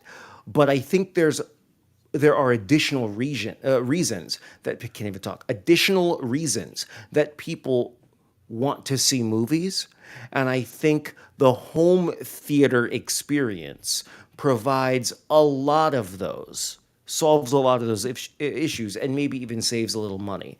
But sometimes when those big movies come out, like when The Little Mermaid live action, and y'all hate me if you want to, I'm just saying, when that thing came out, everybody wanted to see it in the theater because of the hype surrounding it, because it was going to be a visual spectacle. I don't think Karate Kid is as much of a visual spectacle as, say, Little Mermaid. You think that's the only thing that's getting people out to the theaters these days, getting them away from their families? The visual spectacle? Yeah, the larger lot than of life it. experience. Yeah, lot no, of I mean, it. I'm not That's what the budget disagreeing is. with you like on that point. Like I think you're correct that most people will opt for that. I'm just saying that most people are wrong. I love Fair going enough. to a theater. I'll So I give get you my that. popcorn bucket. I'll I give get you in that. there. I enjoy it. Yeah, Thirsty Daddy knows. Yeah, I mean, what's the Karate Kid popcorn bucket And gonna Peppy look like? likes We have it to too, talk about Brian. popcorn buckets now. What is it going But, to be? It could be a karate- trophy. It could be a trophy, karate trophy with popcorn in the middle of it. It's got to have some kind of wax on, wax off motif because Stop. that's the major meme from the series, right? Yeah, it's the biggest one. It's so good. Rolling in the deep. I know. Anyway, Peppy. I'm just saying that the people who want to see it like at home on their TVs with their kids on the couch can just wait an extra 6 weeks. Yeah, a lot of people will. Fair A lot of enough. people will. A lot of people So will. true. I think the Thirsty problem Daddy. is- oh, go ahead. Nope. Go ahead. Thirsty Daddy, are you that person? You know, wait, till I get that because HBO coined home box office for a reason, being like, we're gonna be the place to watch your movie right here. Is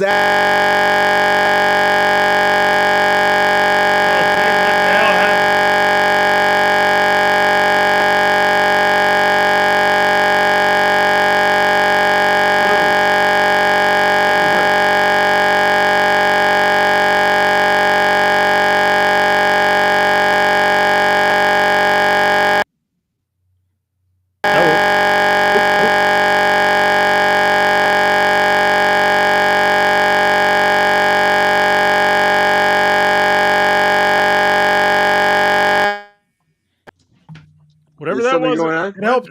You're good now. Yeah, well, what the hell was What that? was Oh it? my god, I thought that What was was that? my fault. It was and I was bad. like, I keep screwing up this show. No. Okay. All right. Was it the multiverse attacking us right there? I don't know. There was something you really brought weird. me up. Segue. I've been seeing yeah, glitches that was a hell online of a that thought they were on segue. my end, but I guess that's with everybody. Yeah. Yeah, I guess, think or something everybody weird. Got it. Okay. That was Okay, weird. next topic. GR does not win Karate Kid, apparently, right? Not at all, GR? I might go to the theater if I get a big enough popcorn bucket. Oh, Yeah, but you're gonna pay $80 for it. What are you putting in that I know, popcorn bucket, GR? Oh Jesus. Gatorade and Whatever. vodka. Hey, as long as Everybody- it gets waxed on and off, he doesn't care. Oh, Exactly. I'd rather wax it on. Jesus. boy. Oh, boy. It's not Friday, everybody, yet. I hope my mom's It's not not, watching anymore. it's not Friday anymore, but Karate Kid's coming, everybody. Karate Kid's coming, and I think it's great that we have Ralph Macchio and Jackie Chan coming together. You're mixing two universes to make something fascinating. Unfortunately, we lost a long time ago Mr. Miyagi, and I think that Jackie Chan, he'll never be Mr. Miyagi, but I think what they would decide on in that first movie was he's the best next substitute for him, and I think that whatever's going to happen here is the right formula to make his actual character thrive and drive this franchise moving forward. Well said, sir. Well said. I think I'm so. glad Peppy can't see the cat. Oh, Peppy, there's a cat right here. Don't make know? me pour that smile up your face. I know karate. No, Peppy knows karate. Peppy knows karate. And another franchise that's changing a lot is the Batman and Clayface. Clayface, everybody, is coming into a feature film. Can we talk about that in Comic Corner? I'm so.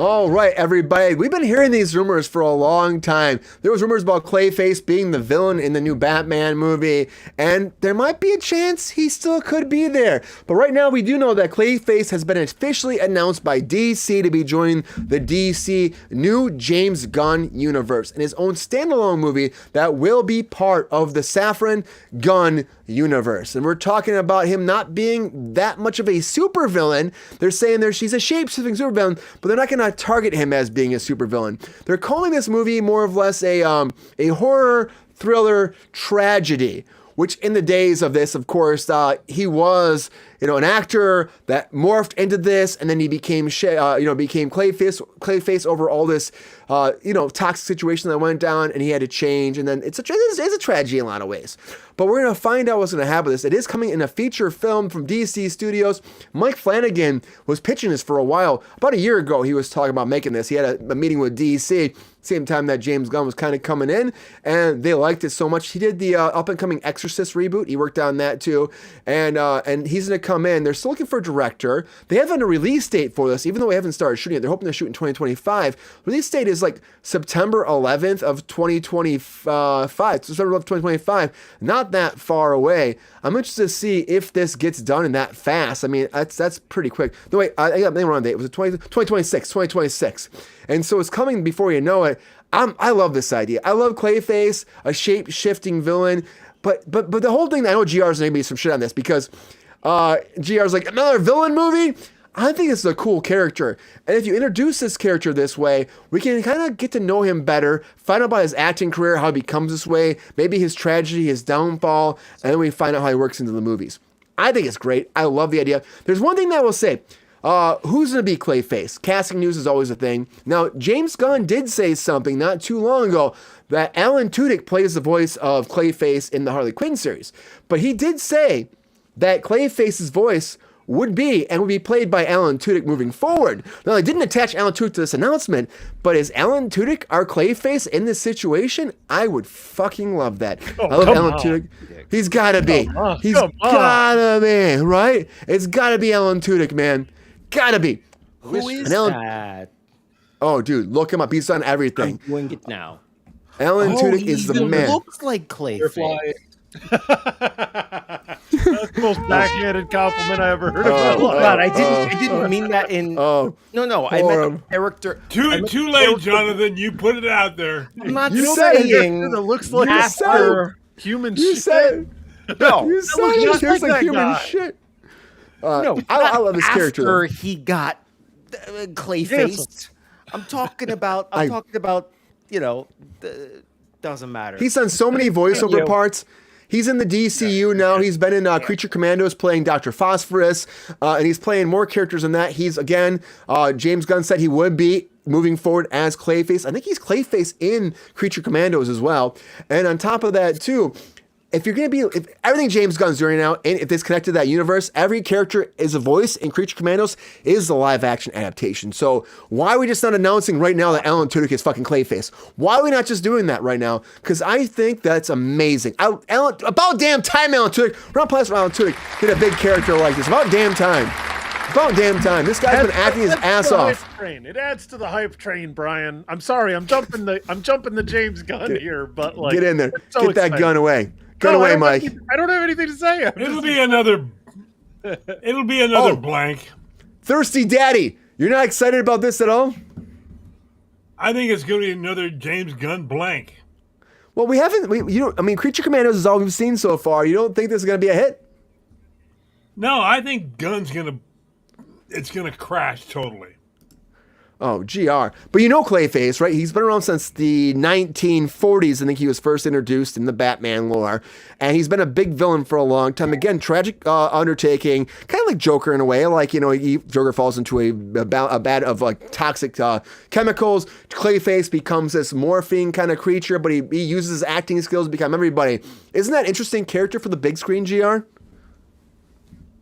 know what? Brian, you know how I feel about trying to make the villain the star of a movie. I think it's a disservice to the Batman story. Yeah, but this is so you don't believe this will be a hit at all, GR? You think this is gonna be a flop? I think it's gonna be as Enoch said. Batman's gonna fight a living turd. Yeah, that about says it.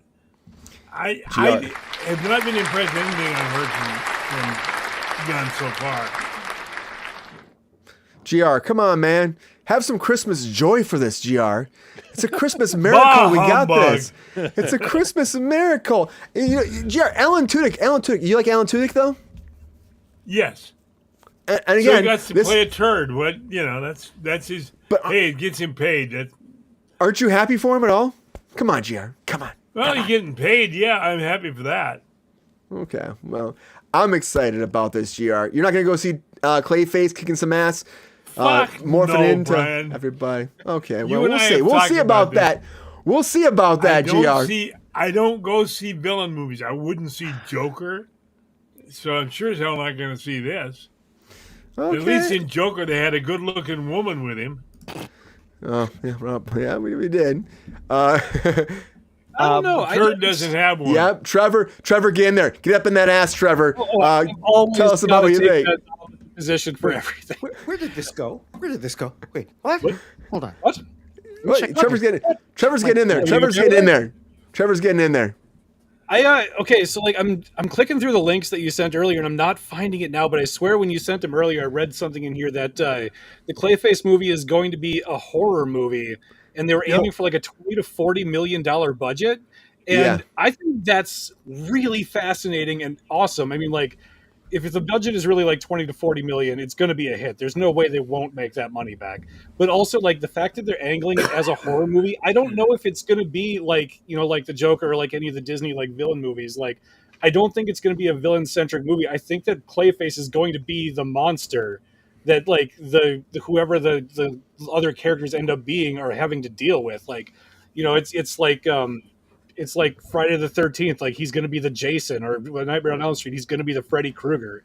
I don't think he's going to be the movie. Yeah. It's almost like they're making him the classical Universal monster kind of vibe. Yes. Mm-hmm. Yes. 100%. And I really hope that's what's happening. I fucking want that so bad. Or like, if I like to put it in terms of like something that we've seen more recently, Marvel did the Werewolf by Night. Yes. Years ago. Like, if it's something like that, that would be incredible. And he pitched us a long time ago, too, over a year ago, and they loved it right away, they said. So, too, the fact that DC loved it beforehand, and they're tying it in, I love the idea. The Werewolf by Night thing would be great, Jonathan. I know you were getting excited about that, too. I would love that. I would love that. Can I tell you who my pick would be to play Clayface? If I was an executive and I was making these decisions, and there are a lot of other things that would go into this, but can I tell you who I would pick? Okay, who's? I can't wait to hear that. Don't say it. If I gave you Geo Waters. No. I mean, hey, you can audition. You can audition. You have a spot. You can audition. But if I gave you 1 million guesses, you wouldn't come up with this. But I'll give you 2. Give me 2 guesses. Pierce Brosnan. No. Younger, much younger, British. Oh, don't you say Timothy Chalamet. No, don't you say it. Don't you say it. I won't say that. Rupert Grint. Oh, yeah. Ron from the Harry Potter series. There are enough young people that grew up with that actor as knowing him as a beloved character, knowing him as somebody who is honorable, right? And how do you make a great villain? Make him a good guy that is shooting for his own greater good, right? He plays joyful with darkness. Like, I see that It's casting Ron. entirely. It's Ron. And Ron as Clayface, that is somebody that I think even Batman would think twice about punching in the face. Would you really want to hit Ron Weasley? Even when he deserves it, would you really want to do it? I don't think you want to, but sometimes you might have to, though, Jonathan. Right, and that's the point. I think Rupert Grint would make an amazing Clayface. He's got the chops, he's got the voice, he's got the look, he's even got the red hair, which in a weird way, cinematically, maybe can translate into this like reddish orangish clay thing. I feel it. That's a good. I do That's a good feel casting it. choice.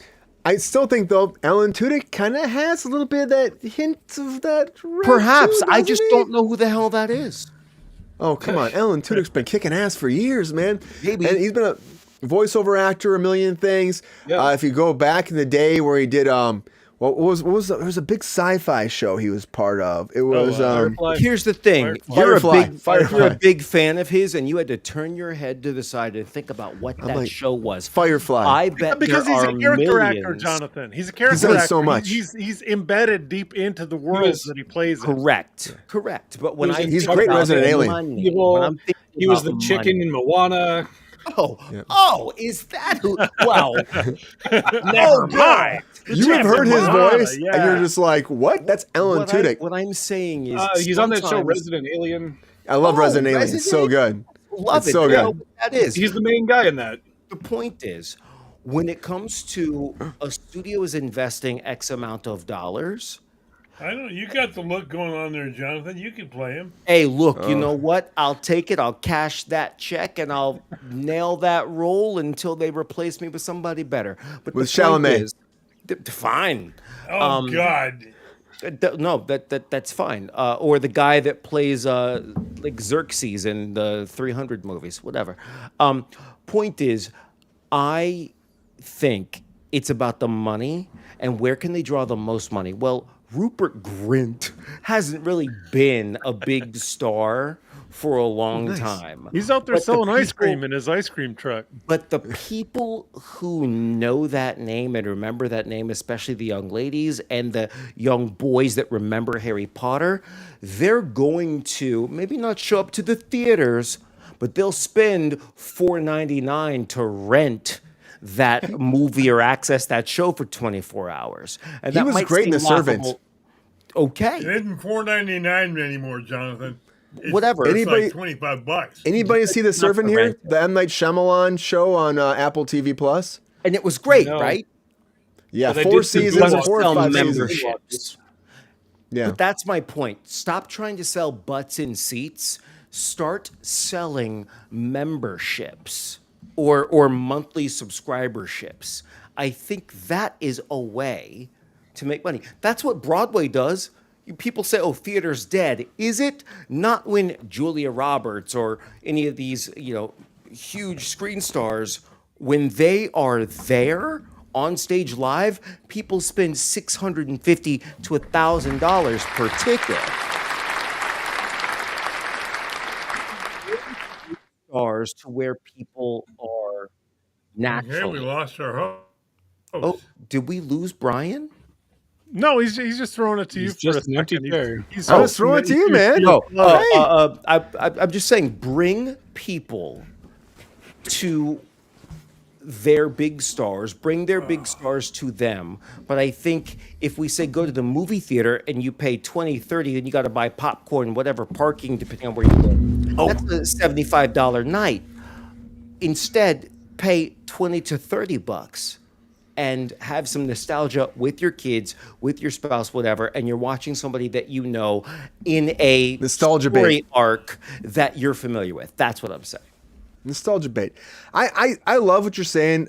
Again, Rupert is amazing. I love him in Servant. He's like kind of like an alcoholic in there too, and he's like losing his mind sometimes, druggy. He almost dies in that show doing a bunch of cocaine in a bathroom. He overdoses.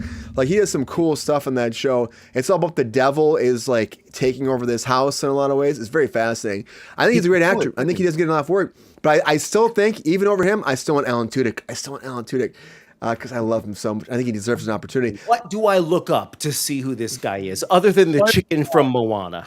Firefly Allen. We'll get you there. Yeah. Yeah, definitely Firefly is Just- the most iconic thing.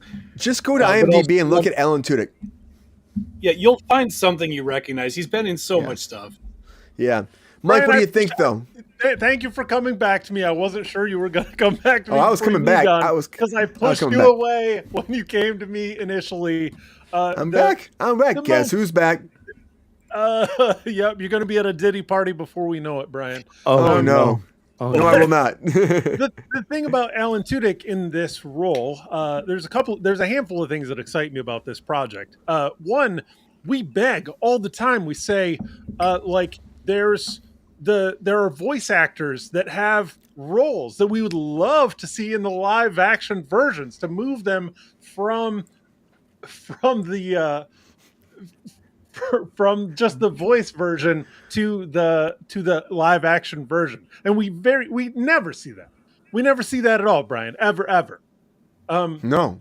So to just hear this happen on the one-term event is kind of incredible. Obviously, he's an existing movie star, an existing TV star, so maybe it's easier to have him make that jump from already being a known person, then into voice acting roles, and then back into those kind of things. The other thing that is exciting to me, honestly, is seeing what they said, $20 to $40 million budget, Brian. Yeah, that's what. Yeah, that's one of the things. Like a smaller budget for this, a way to make this like kind of stand out in its own thing. And then Trevor, I'm happy Trevor brought that fact up because I missed that when I was talking about it to the group. But yeah, it's smaller budget. Again, so they're calling it horror, thriller, tragedy. That's what they're calling it. So like the fact is, and they're still not trying to focus Mike on being a villain. They're like, well, he's a villain, but they're not going to make it like, oh, it's a Batman villain. It's more about the tragedy of the man. I think it's interesting. I'm curious as to who is going to be Batman, who's going to play Batman if Batman has a featured role and it's a live action version. Well, will Batman be in it all? What's that, Trevor? Timothy Chalamet. But will Batman be in it all? You say that as a joke, but we already had Robert Pattinson, so that's kind of a lateral at this point. Yeah. I mean, and Pattinson. I liked Pattinson. I did. Same. Battinson, man. Say it right. Batman doesn't exist at this point in the timeline. This is how Clayface becomes Clayface. Right. So there is no Batman. Batman's at this just point, he's an orphan living with his butler whose parents just got killed. Well, I think also the thing is that they don't want to actually say who Batman is because Pattinson played the Batman, of course, in the Batman. He's doing the Batman too. But James Gunn recently came forward that said he's contemplating Pattinson being the Batman in all of their new DC stuff. Now, originally, the thing is though, can they lock him down to do this? I don't think he wants to do that many movies. Now, I will still say they shouldn't get him. It's not necessary. I like him, but I'm not on board. Well, the reason why, Mike, is because Zaslav, who runs WB, says that's making money. The Penguin made money, so that should be our Batman. That's why that's happening. And James Gunn's like, no, that's not what it is. I'm like, your big boss putting pressure on your ass. That's what it is, James Gunn. Let's just say what fact is a fact. It's called a spade a spade. You know what I mean? The Penguin did fucking awesome. They did awesome. Colin Farrell's kicking ass as a Penguin, and they're giving the credit to Pattinson. Yep. He's got to be pissed. They're basing it all. I think I put this in the chat earlier. The people who are in charge of the money, they're not the creative ones. But the people in charge of the money, I worded it better in the chat. But it's like that's why there isn't enough imagination. Yeah. We don't just have to say this worked last time. Let's repeat it the next time. I don't think that's money. That's the money, though. But it's what the audiences have been trained to expect, and yet you just said yourself, "What if we had somebody new?" You said, "I love it when there's a new face." I always do. Right? So let's bring in. Oh, well done. Jonathan, simultaneously, you're trying to move the whole art form over to the streaming platform, which is kind of the death of art as opposed to like the death of art. Yeah, what I'm saying is people buying into a whole platform rather than buying into one idea that motivates them to go and spend money on the particular unit that's involved. Oh, no. You feel my argument there? I see your argument. I was being hyperbolic there and saying the death of art. But you're saying sorry, Brian. I'm sorry, Brian. I just get what you're saying. People are choosing to essentially give their money to, let's say, Netflix rather than the producers and directors and the actors in the project of a single story. People don't think that way. They think, right. I love this film, let me watch this film. I love this show, let me watch this show. I don't think there's any emotional attachment to Amazon Prime. I think the monetary structure. I think the monetary structure leads directly to the creative structure. Honestly. But that's the point I was making, is that the people in charge are thinking, well, if it worked before, it'll work again. That's what always happens, Jonathan. Always happens. Correct. And that's why movies suck a lot of times. That's when we get these bullshit bombs a lot of times. Because that's what happens when you try to blend business and art, or Blended. when you take a business person and put them in charge of art. And I'll even also say, fair enough, sometimes when you take an artist and put them in charge of business, it shouldn't be somebody who specializes in one thing to make decisions across the board. Yet, what is always going to be more important than art? And that's money. I think what they need to do is have somebody who's in charge of the finances, the capitalism, whatever, and then somebody who's like a James Gunn. But James Gunn doesn't have to bow down to the financiers. I think he has create to, though. something. I think they make him bow down, though, even though he says no. But that's we not have my this, though. point. We have this, though. We have this, though. I get your point. I feel you, Jonathan. Yeah. I feel you, Jonathan. I do feel you. It shouldn't have to be. It doesn't have to be. James Gunn is the man behind all of this, and he is. He's got at the end of the money. day- He should make it himself. Yeah, well, he does have the money, but he won't, because you know who's paying his bills? WB. I And think WB. at his point, he's paying his own bills. WB is just adding hundreds of millions of dollars to his savings account because Yeah, he's he's already probably got a producer credit. You're probably right about that. already got it. Yeah, he's got that Marvel doesn't money need it. already. Right, he It's doesn't need Craven it. all over again. I don't think it's Craven all over again, Edward. I think this is different. Trevor, right? There's something here. There's some magic Yeah. here, I think. I mean, I don't think you should bet against James Gunn. And I mean, I know that GR is not a fan, but I mean, like, nobody had any idea who the Guardians of the Galaxy were, you know, when he made that movie. But James Gunn, I think, is a really good storyteller, and I think he's got a really good vision. And I don't think it's going to be Craven all over again, because like James Gunn actually knows how to make a movie, for one thing, but also for another thing, like I think the low budget is very intentional for that, to that point, like because they know that they can't guarantee it'll be a hit. But like at 20 to 40 million, like bringing back the mid-range like movie, I think is a great move, That's because what not I everything wanted needs to be a about blockbuster. Trevor. I worked for James Yeah. Gunn in Suicide Squad. I worked Yeah. for. I did some stunt work. By the Nice. way, I also walked off. I left. So you know, it's not like I'm in good standing with that whole company. Is your last name Phoenix? All right, that's fair. Walking Phoenix. You call him Walking Phoenix? Oh, well done, GR. Well done. I guess it is just Gatorade in that cup. But anyway, If you got hair on your balls, shave it. What? Okay. I'm too ADD, Brian. Okay. I will tell you, he was a great director, and the vision that he has, he's always like not just 2 or 3 steps ahead. He's 2 or 3 like months ahead, right? He understands that stuff, almost like a J.K. Rowling kind of thing. So yeah, he's great. Let me stop. I'll go too long. Keep going. He's great. I love him so much. I'm excited for that Superman trailer. And I think what's happening here, again, we have another writer came forward with this idea. We're taking it under budget from what we've normally done. We're not spending $100 million on this. We have a great actor, Alan Tudyk. They haven't said it yet, but you have Alan Tudyk already, that you know that's already kicking ass as Clayface. And he already said, Alan Tudyk had an interview recently because James Gunn said that he was going to play the live action version.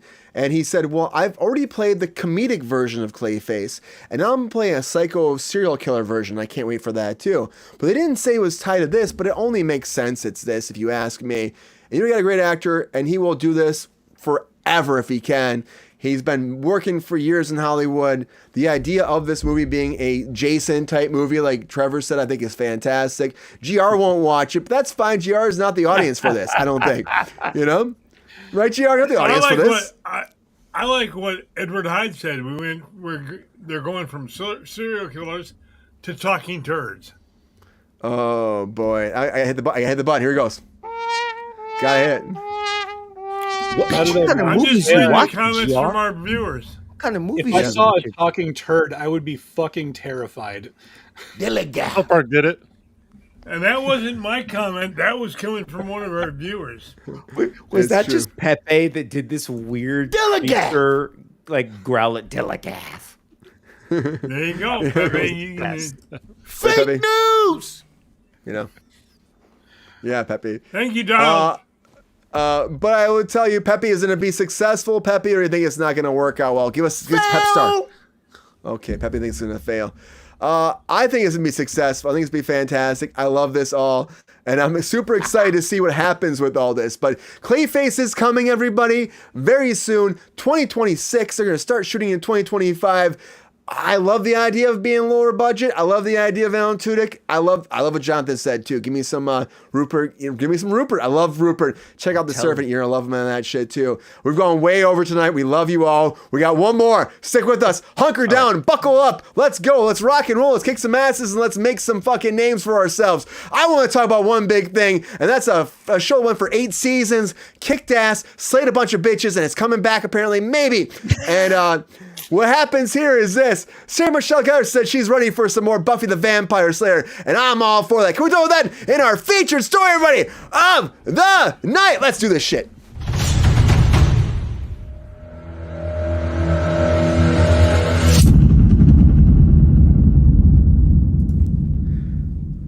Around all the interwebs recently, we've been hearing about Buffy the Vampire Slayer, which, if you go back, I didn't watch this show when it first came out. I had a friend, though, who was like, you have to watch Buffy. My friend Ben, R.I.P. Ben, love you, man.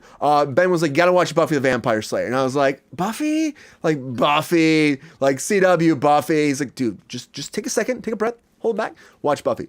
So I watched it. We binged the whole show, all seasons of it, all 7. Of course, there is the comic series. I read that afterwards, season 8. I read all that too. And what they do with that in the comics is fantastic. The original series is amazing. But the hardest part for this show has been this. Sarah Michelle Gellar, who played Buffy the Vampire Slayer. She said there's no reason for Buffy ever to come back. I don't want to do this. Why would I do this? No. Now she's on Dexter, which I will still say, Dexter, Original Sin, I'm not going to lie, I was a hater on it a little bit. I love what they did for the first episode. It's interesting, it's different, but it also feels connected, right? He loved Buffy. It's connected back into the Dexter world in a way that I never thought they would do. It was what I hoped they would do, and they did it. I'm excited. But Sarah Michelle Gellar's on that, and she's like, there's a world for this, which I'm like, yeah, girl, there's a world for this. Never mind an episode of Buffy, right, Queen? And I love One More Time with Feeling. I love that musical episode too. It's so good. But I will say this: she came forward and said it. She goes, "It's funny. I always used to say no because it used to be a bubble that was so perfect when it came to Buffy the Vampire Slayer. But watching, Sex in the City and then seeing Dexter come back and realizing there are ways to do it definitely does get your mind to thinking. Well, maybe." Well, that's not a yes 100% sure, but she said, no, it could be anything. She went into the whole detail about having new heroes coming in, her training people. The thing is, it took a long time for her to get here. And it could be her kids are grown up and she wants to get back to work. It could be her having this realization, being like, yes, dude, Dexter was good. Watch the first episode. Watch the fucking first episode. All you gotta say, friend the show. And I would say this, what she said was riveting in a lot of ways, because people want to hear, there's a big Buffy verse out there. Joss Whedon aside, he's problematic. Don't bring his ass back. Whatever happened with Trachtenberg on set, that's insane. They couldn't keep them on the same set together alone, or there could be problems because she was underage and he was creepy. We don't need that shit. But we can bring Buffy back in a way that would be fantastic. Season 8, the comic series was fantastic. I love this. And if you're a Buffy fan, there's hardcore base for this. I'm with you. I am screaming, yes. Let's slay some more bitches. Let's bring them all back. Xander with one eye. Bring them all back. Let's make it happen, because I would love to see what happens with the apocalypse and everything else moving forward. Buffy, please, I'm shouting at Kruse Control. Slay some more bitches. And Buffy, Sarah Michelle Gellar, keep looking sexy, hot, sophisticated, frothy, foamy, and hot to trot, right, Mike? But okay, so Mike, I'm gonna go to Mike because I know Mike loves Buffy. He's in my etherverse. Yeah, I've watched a lot of Buffy. Yeah. What do you think? Do you think this is the best thing for Buffy fans out there? And do you think there is room to wiggle for Buffy in the future? Is there room to wiggle for Buffy? What a great way to phrase that question, Brian. Angel was great. Oh, wait, Kato. Angel was great. What did you? I thought you had a trailer to play for us for a second there. Oh, I wish I had a trailer for you. Is that why you use the trailer voice, Mike? Is that why the trailer That's voice why I went I'm gearing up the Buffy talk mode. It was great. I don't know. It's hard in 2024. Like, Joss Whedon's name is attached to this. He's going to get money no matter what we do. That's a guy? What's that? Joss. He's a pedophile. He's a Joss. Allegedly. Where are these comments allegedly from Sarah Michelle? Nah, this is okay. Allegedly, yeah. For for legistical reasons, but also That's this exactly has been how you say that repeated. word. This has been repeated all over Hollywood. Like, we know these Yeah. things. What's the context of these comments from Sarah Michelle Gellar? So she was doing an interview recently because they were talking about Dexter Original Sin. And they were saying, well, you're doing a prequel to Dexter, and you see the Dexter universe coming back after being gone for so long. And we did New Blood. They're doing Resurrection, comes out this summer in June, of course, the continuation of the Dexter story. Like, what do you think about Buffy coming back? Does this change your mind at all? And she's like, yeah, actually it has. And she came into the whole thing saying, I didn't think I'd ever do this before. And she said no. She said it was a perfect bubble. That was her words, perfect bubble. Never touch it again. The ending of season 7 was great. Honestly, it was great. And the way they ended with Spike and her and how they fell in love. Did Spike have his own show at some point? He never had his own show, but Spike went to Angel, and he was on Angel, and that's when when he came over to Angel, he took over for one of the main roles there, and then some of the actors got fired because he became a pivotal part of that, which he made that show. I love David Boreanaz as Angel, but he's problematic sometimes behind the scenes. But like, I worked with them, man. Expansive. It's right for expansion.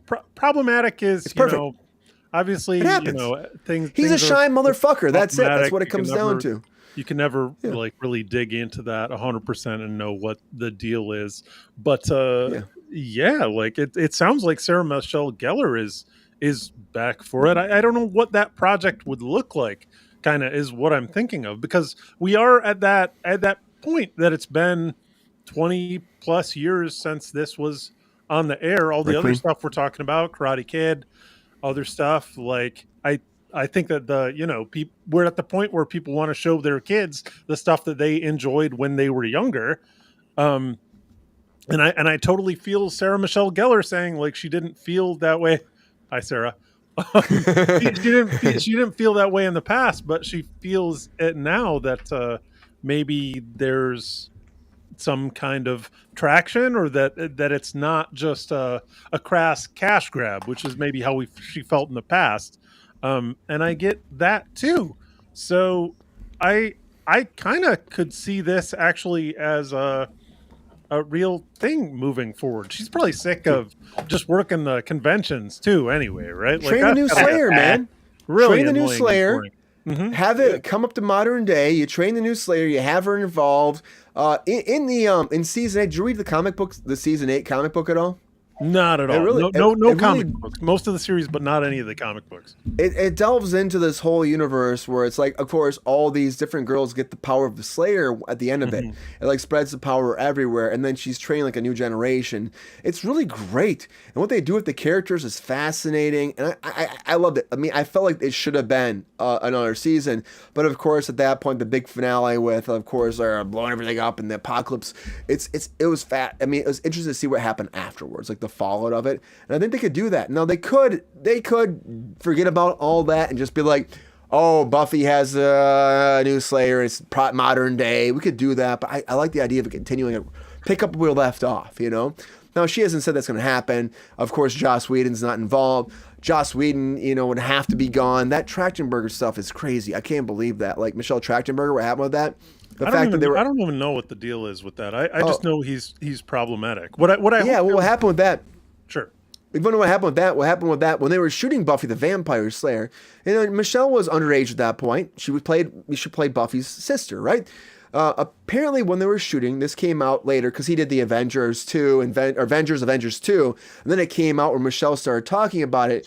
Was when she was a kid, he was very inappropriate towards her, approaching her, saying she looked nice, looks sexy, she looks cute, and it became a thing on set where the ADs were like, in between, we're on walkies, right? We're on set on walkies, and the ADs are like, do make sure that there's never a moment that Michelle is alone with him on set ever. They're just trying to correct her or to protect her because he was being a creep. Every time they were together, he was being a creep, and she was he had the power 15. position, so they still had to kind of like kowtow to that while trying to protect her. I mean, kudos to them, but that's fucked up. Wait a minute. That was a concern. Yeah, it was a concern. He wasn't removed. It was just, don't let him be alone with her, but don't remove him. That's what power does for you. I mean, he was the showrunner, the creator, the director, and so they didn't remove him because it was a smash hit. It was a smash hit. Well, it was about the money. Yeah, and so they just put things. What's up, Angela? They just put things in place so that she would be safe, and so even Spike was like, I had no idea. A lot of people didn't know, but the AD staff was very quiet about it. But they were always trying to make sure they were alone. Because I guess they were alone at one time and it got really creepy, and after that they were like, we're not letting that happen again. But he is the main person behind this. He did the Avengers movies. Without him, I think it'll be fine. You can figure it out. We have a lot of lore behind this. I just think that you can't have him back. It's problematic, and I think that's fucked up that happened at all. You got to be safe on set. You can't have him back. I do think, for my personal lore of how this stuff, not how this particular instance transpired, but I do think that Joss Whedon kind of jumped off of the ideas that Sam Raimi was working with, which is kind of some kind of cultural satire, which he then works into an idea of like, okay, let me make satirical jokes, and then rather than like trying to make them good, I will say, okay, the first draft is what stays, and then let me move forward and keep going forward, and then just do crazy dialogue. Like maybe he took a step from Tarantino in that regard. But I do think that very specifically, Joss Whedon led to very much of what was the MC universe, the Iron Man 1, Iron Man 2, that kind of comedic his comedy was great. Like, it's all over that, irrespective of the level of, fucking creepiness of the guy, which is challenging to negotiate in one's mind alongside what like he may have added to the cultural milieu. Like I am also happy, like we can fully reject the mofo at this point. I don't need to hang on to his ass. Hold on. No, I don't think so either. The word milieu. Fuck yeah, he used mofo. Round applause for mofo. Trevor. Mofo. Let's go, Trevor. Trevor's been quiet. Let's go to Trevor. He's been quiet a little bit. Trevor, I know. All I'm saying is, Mike, bravo. Trevor. Trevor, I know, like, we brought up earlier to you, I was like, about Buffy. There's a lot of drama behind this, regardless if you haven't watched the show. There's a big fan base, right? And she's coming forward saying this after all this time. Do you think the fans are going nuts right now? And do you think that this is going to only spiral, like maybe even, because she's doing Dexter, could it spiral a whole new universe of like spin-offs with this too? Movies, maybe everything to make Buffy become relevant again in 2025? I mean, I wouldn't say, like, I think you're putting the cart before the horse a little bit there. But, like, I definitely, like, I mean, I told you before, I never watched Buffy. You would think that I would have, like, I was very into, like, Joss Whedon's other shit, like, 20 years ago before we knew how much of an asshole he was, which, I mean, extends far beyond, like, the allegations of inappropriateness with underage. Like, he's just, there's so much shit about this guy. But anyway, I was really into, we already mentioned Firefly, and like some of his other stuff, but like I really should watch Buffy. I have a lot of friends that are really into it and have been telling me for years to watch it.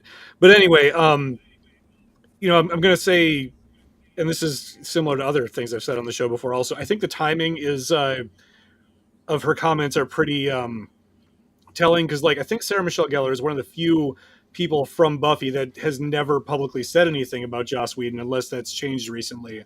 But the fact that she has for years been doing more Buffy, and now that it's pretty clear that if it happens, Joss won't be involved, now she's like, yeah, maybe I would.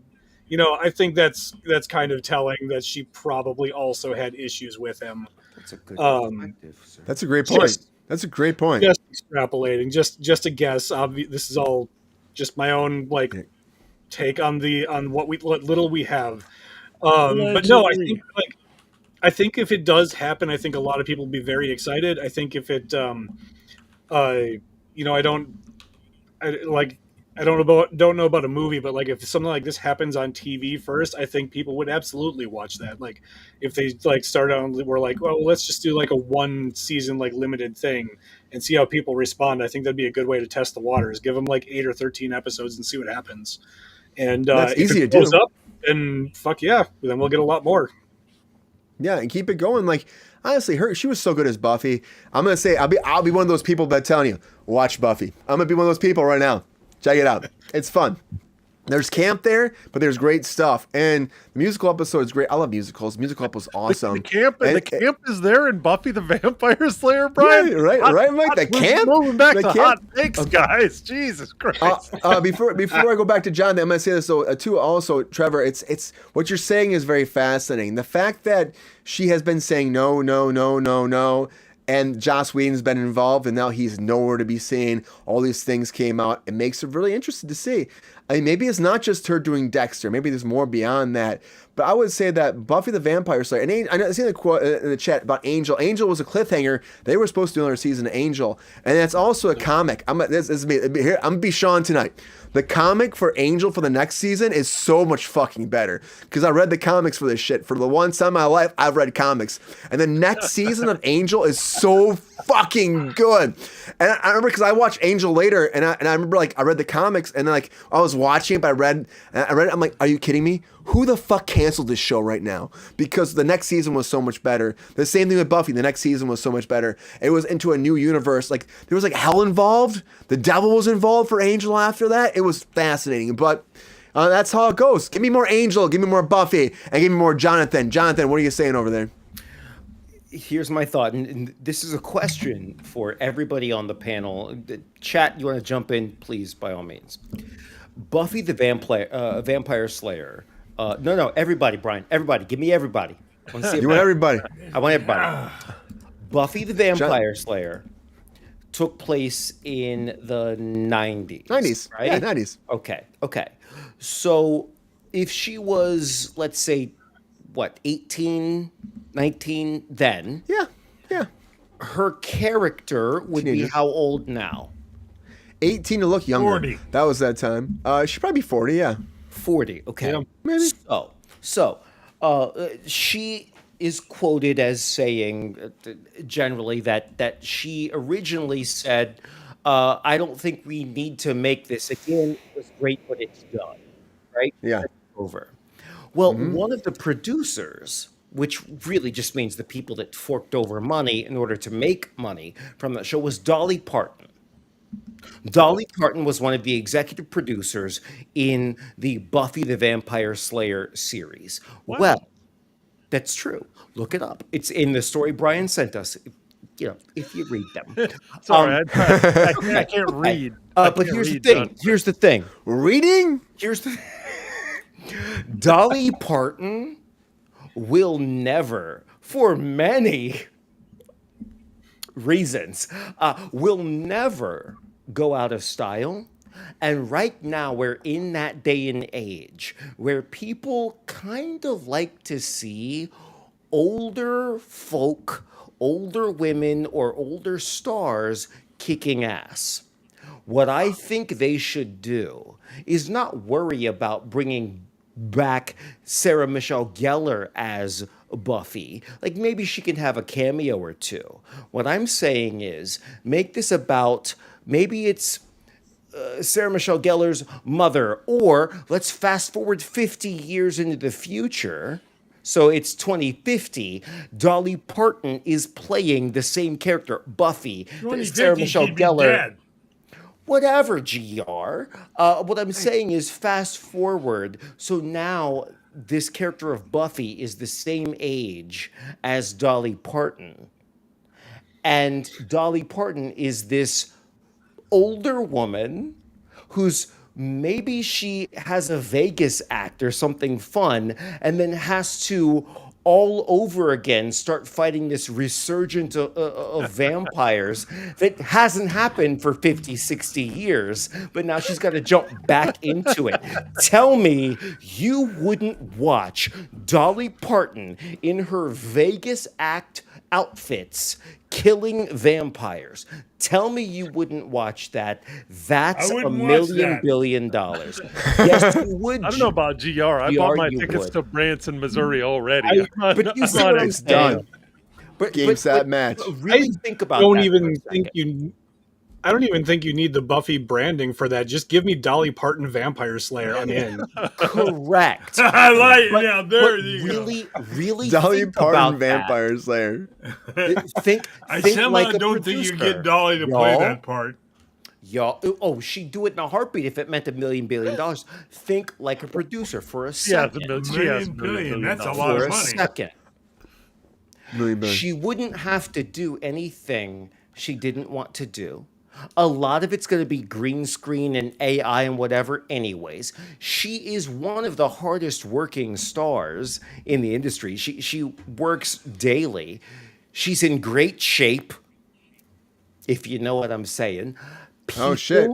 Great shape. People will tune in, and she is going to be double dipping. It's a double dipping. Let's call it a double D for lack of time. Is that innuendo right there? Not Saved at a all. lot of time. Because it's the same brand that Well the said, Mike. original Buffy worked under, and it's the same executive producer. I'm telling you, that would make money. Sarah Michelle Gellar says in this interview that Buffy's supposed to be a teenager, and I'm no longer a teenager or adolescent or whatever. Great. Let's bring in somebody that everybody recognizes. Everybody, even if you don't know what she looks like, you know the name. Let's bring somebody in we all respect, we all love, we all want to see, but more so, we want to see her kicking vampire ass. That is how producers will make billions from this next thing. It doesn't have to be a whole season. Make it a 4-episode string, and we're Revival. Done. I still love Sarah Michelle Gellar. She's part of my heart, part of my life, part of my thriving. She could be in it. She could be in it. GR.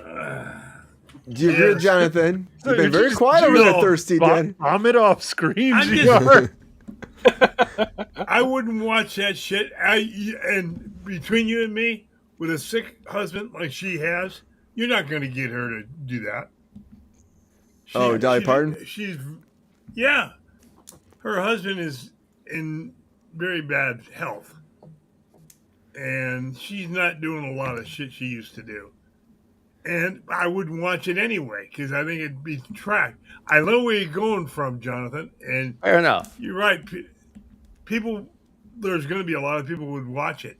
But sorry, I'd rather have Sarah Michelle than Dolly. And I love Dolly. But let's stay with who's in it already. Fair We'll enough. see. I think there's an option there to maybe even have both of them. Maybe Dolly is Sarah Michelle's character, Buffy, and then Buffy has a daughter, whatever. I'm saying whether it's Dolly or Sarah or both of them together, I think Or you'd love Jonathan it. and Dolly with Sarah. I mean, And I'm going to Rupert watch Grint. that. And Rupert Grint. Rupert Grint. And what was his name?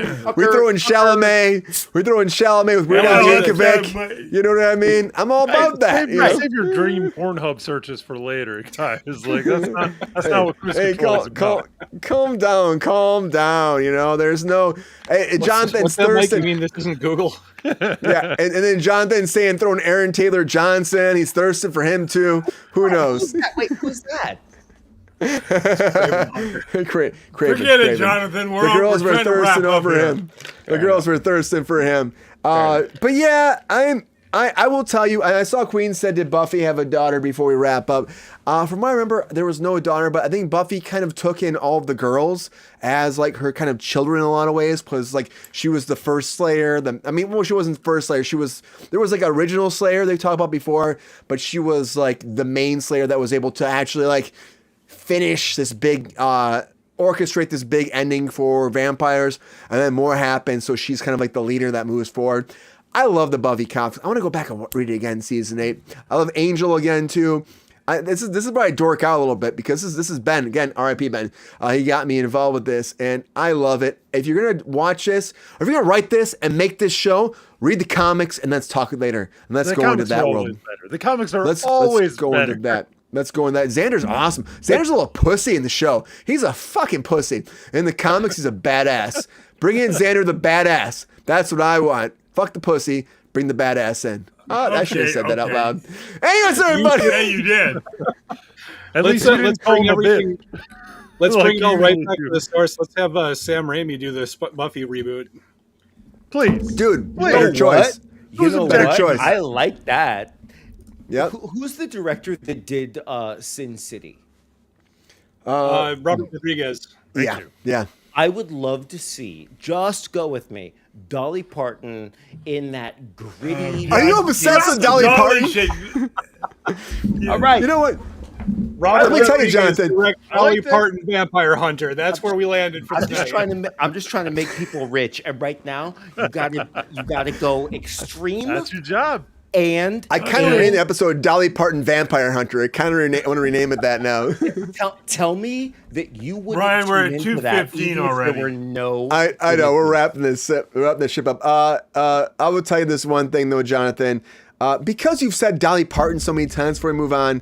Dolly Parton, they're doing open casting for Dolly Parton right now for her movie. I was going to talk about it on Friday, but I might as well say it right now.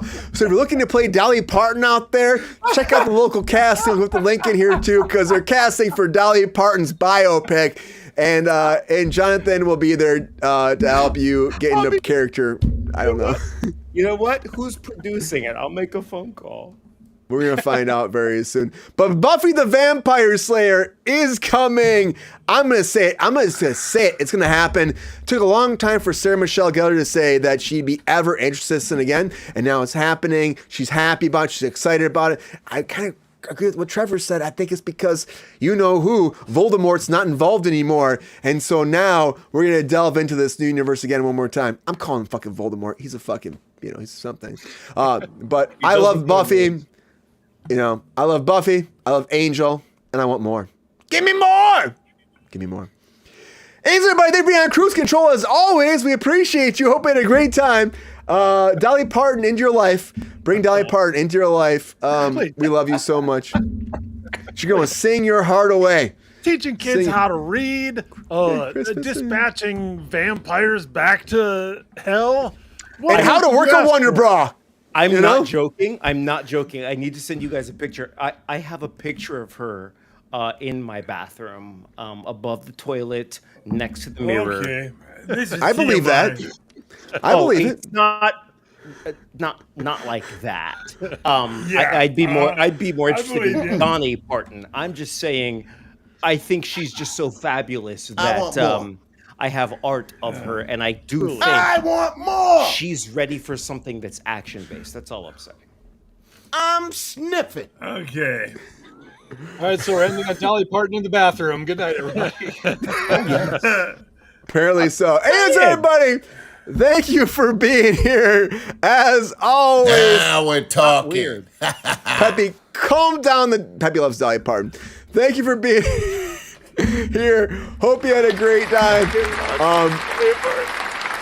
Hope you had a great time. As always, happy hump day. I appreciate you. Thank you guys. Great show. It was quite an interesting show today. It was, Kato. I hope you had a good time, Kato. Do you have a good time? Let us know, man. Because we had Racer X say that last week. He's like, that was a different show. Bye. Like, what's that even mean? What's that mean?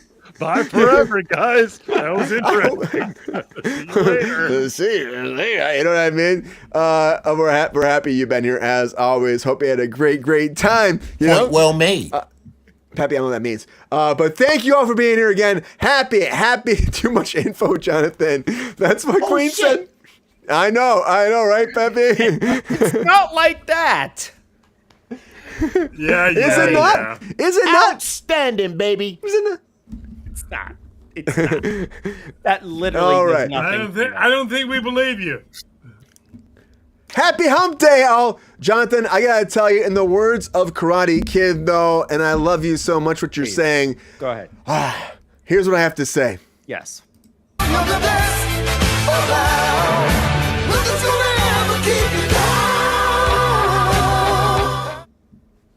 You're the best around, Jonathan. Oh, thank you. I couldn't understand the lyrics because I'm lame. Continue. Anyways, thank you all for being here. Appreciate you as always. Happy hump day. GR Waters, our tech director, as always. Thank you, GR, for being here. As always, we appreciate you. Hope you had a great time. Thursday Daddy, and happy Hump Day, man. Happy Hump Day. That Thursday Daddy himself, GR Waters. Thank you, sir. It's a pleasure. Appreciate you, GR, as always. Always pleasure to be here, Brian. Great. And the Dolly Parton aficionado himself, Mr. Jonathan McFadden. Thank you for being here, Jonathan. I'm going to tell you something. There are very few people in my life that I've never met in person, but when I have a chance to interact with them like this, it makes my entire day. Because today was shitty, but tonight was great. Thank you guys so much on this show. I really do honor and cherish you guys. This is such a great show. So thanks, everybody. Thank you. And bye, Enoch. Appreciate you, as always, from the planet Kruse. That's my alien voice. The best I have, you know? Oh, it's great. I thought I was on mute. I am alien. I tinkle out of finger, mostly pinky. You know? That's me. Okay. Appreciate you. Appreciate you, Jonathan. Trevor, thank you so much, Mr. Trevor Triggs, everybody. Trevor, we're so happy to have you back. Hope you had a great, great time tonight. Always good to see you, man. Always good to see you. Yeah, Hope you had a great night. For having me back once again. I'm glad that I haven't completely alienated your audience yet, but we're getting there. Hey, man. Hey, man. No. They love you. They love you. Thanks, work. Right? Edward Hyde, personally Dolly Parton. Yeah, I appreciate you, Trevor. Know you're the favorite, Trevor. Like, do you not know that yet? Read the room, bro. Read the room. See it, Edward Hyde. And of course, our man of the hour, our frothy, mouth buttery intellectual himself, and my fellow producer himself. That's always kicking ass, nunchucking away that Saturday, Mr. Mike Casey. Hope you had a great time, Mike, as always. Trevor, the only thing that you don't have in common with Brian and Jonathan and I is that you don't have a big portrait of Dolly Parton that watches you go to the bathroom, which, you know, is a thing that the three of us have really bonded over. It's on the same wall as the back of the commode, okay? She's not looking at any. Well, the only thing that I do have a Jeff Goldblum shower curtain, though, so I mean, I guess I'm not really in a position with that. Even better. Even better. Same. Hey, but I did want to say that. Well said, Trevor. He's just a fly on the wall. I want to get one.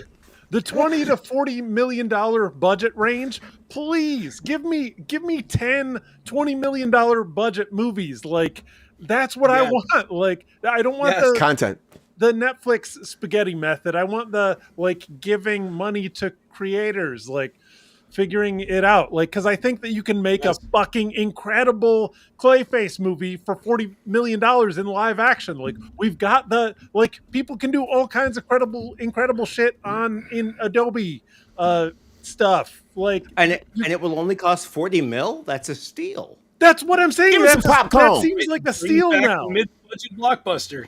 Exactly, but we don't see those movies, but we should, and it would be incredible. And it was great to be on the show with all of you guys tonight, and especially GR, just because he's wearing the V-neck and the red seems so goddamn Christmassy. Appropriate. Yeah. Always. GR is always bringing all the ladies all the time. We appreciate GR. You're killing me, Larry. It's true, sorry. Pappy. It's true. GR wanted me to mention he is available in that sweater for birthday parties, bat mitzvahs. Trying to impress the girls on Mike, Brian. Did you say he won't shut up? That wasn't bat mitzvahs. You said butt mitzvahs very specifically, right? I did, and I emphasized the double T's. But I'm just trying to fulfill what you asked me to do, GR. He is available. You may contact me, his agent, for booking information. But just remember, he will make it a night you will never be able to forget, as much as you might try. As much as you wish you could.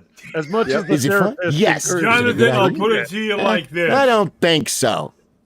There's the chance of you doing that is FFC.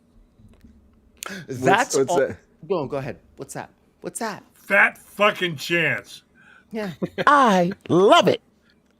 Until you I knew get you booked would, on Heavy. something big. For once, I actually agree with you. If it's 7 figures, we'll talk. Help a brother out. Help a brother out, everybody. 7 GR inches, maybe not figures. I was going to say, Good night, everybody. GR doesn't get out of bed for less than 7 fingers. You know me. I'm finger licking good. Anyways, baby. everybody, thank you all for being here. Favorite show. Oh boy! Oh boy! Oh Kill boy! us, Can Oh boy! Brian. someone We're please way, cast the way pep star? over. I'm ready. I've been working on my dialect. Peppy, I can speak stop. 4 different languages, maybe 5. I don't know. I have a Peppy. skill set that is unmatchable.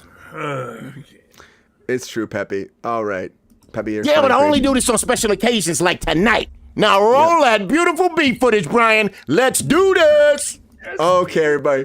Thank you all for being here as always. Happy Wednesday. We've gone way off the rails. Way off the rails. The pep star is gone. We're going crazy. Dolly Parton's having a great time. I gotta say at the end of the day, thank you all for being here. Let's keep those numbers going up. We're pushing towards that 7,000. Hopefully get it by the end of the year at least. 7,000 would be great. And we're so happy to have you here. But you gotta keep spreading that love, spreading that joy, and making things go down because it comes down to you. Because I can only do so much, Peppy can only do so much, and we're all just having a great time. But you gotta spread the love. You gotta like and subscribe. You gotta join our Patreon if you can. And as always, everybody, woo!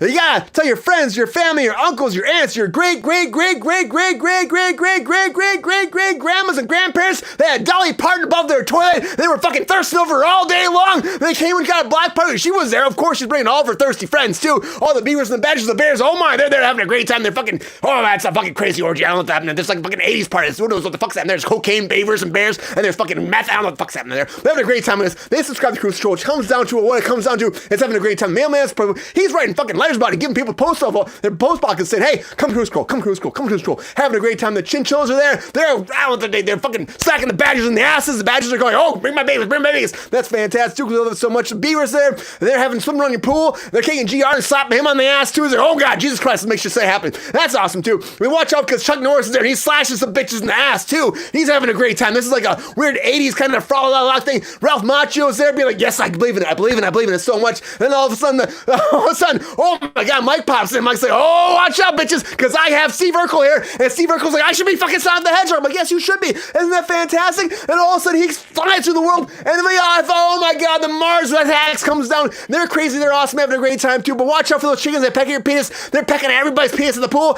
I don't know why. The penises aren't even out. I don't know what's happening. But we call it a day. They still subscribe. You can subscribe to it. It's Wednesday. We're having a great time. And Dolly Parton is Jonathan's thirst.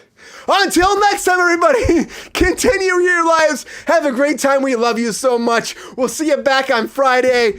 And you know what? We got to keep going. We got to keep going as we always do. We love you. We appreciate you. Thank you for being here on Kruse Control as always. We're crazy. We're zany. We're fantastic. And we're frolicking through the woods. And we're here for you. Until next time, everybody. See ya.